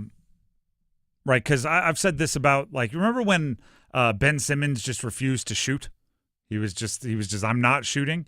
I used to say, that's in the NBA, I used to say that the team should tell him, if you don't attempt 4 threes in a game, I'm fining you $100,000. I don't care if they're good shots, bad shots. I just need you to shoot because I just wanted him to lift the mental block that came with shooting. So I was going to force him to. I wish there was a way for me to say, Svech, if you don't have 3 for my people that are familiar with the meme, Leroy Jenkins runs down the middle of the ice. I'm on the tracks, I'm going towards the goal, and I'm running people over in the process. If you don't have 3 of those a game, I'm fining you $100,000. Just to make him do it.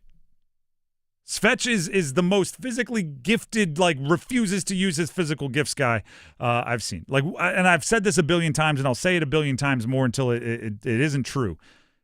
Every 4th game, he has a 4-minute stretch where I'm going, do that every time. That's where I feel like a Martin Lawrence in Bad Boys. That's how you shoot. From now on, that's how you shoot. Actually, I reversed that. It's Will Smith to Martin Lawrence in Bad Boys. Now that's how you drive. That's what I'm looking for. It's very frustrating. And if it takes an occasional fight for him to get there, get there. There's a lot of players on the Canes that can handle like the cool skill stuff, right? If you need somebody to do a bunch of stick handling, guys can do that. I need Svetch to be a bulldozer. Taylor Hall, by the way, can be a guy that sets up an awesome pass. I need Svetch to knock over a wall. Rod Brindamore talked about Taylor Hall being noticeable in recent games, and obviously that includes his first goal for a Cane, as a Cane, not long ago. You notice them, the speed, and I noticed him hanging on to some pucks in the ozone, and he's just a noticeable player, We want that. We want guys that when we have the puck, they're making plays with it, but we're not defending all the time. And I thought that was what was noticeable, was we were on the offense and creating opportunities, and that's what, we didn't cash in, unfortunately, but I think that's hopefully the next step. Yeah, you hope that's next step. I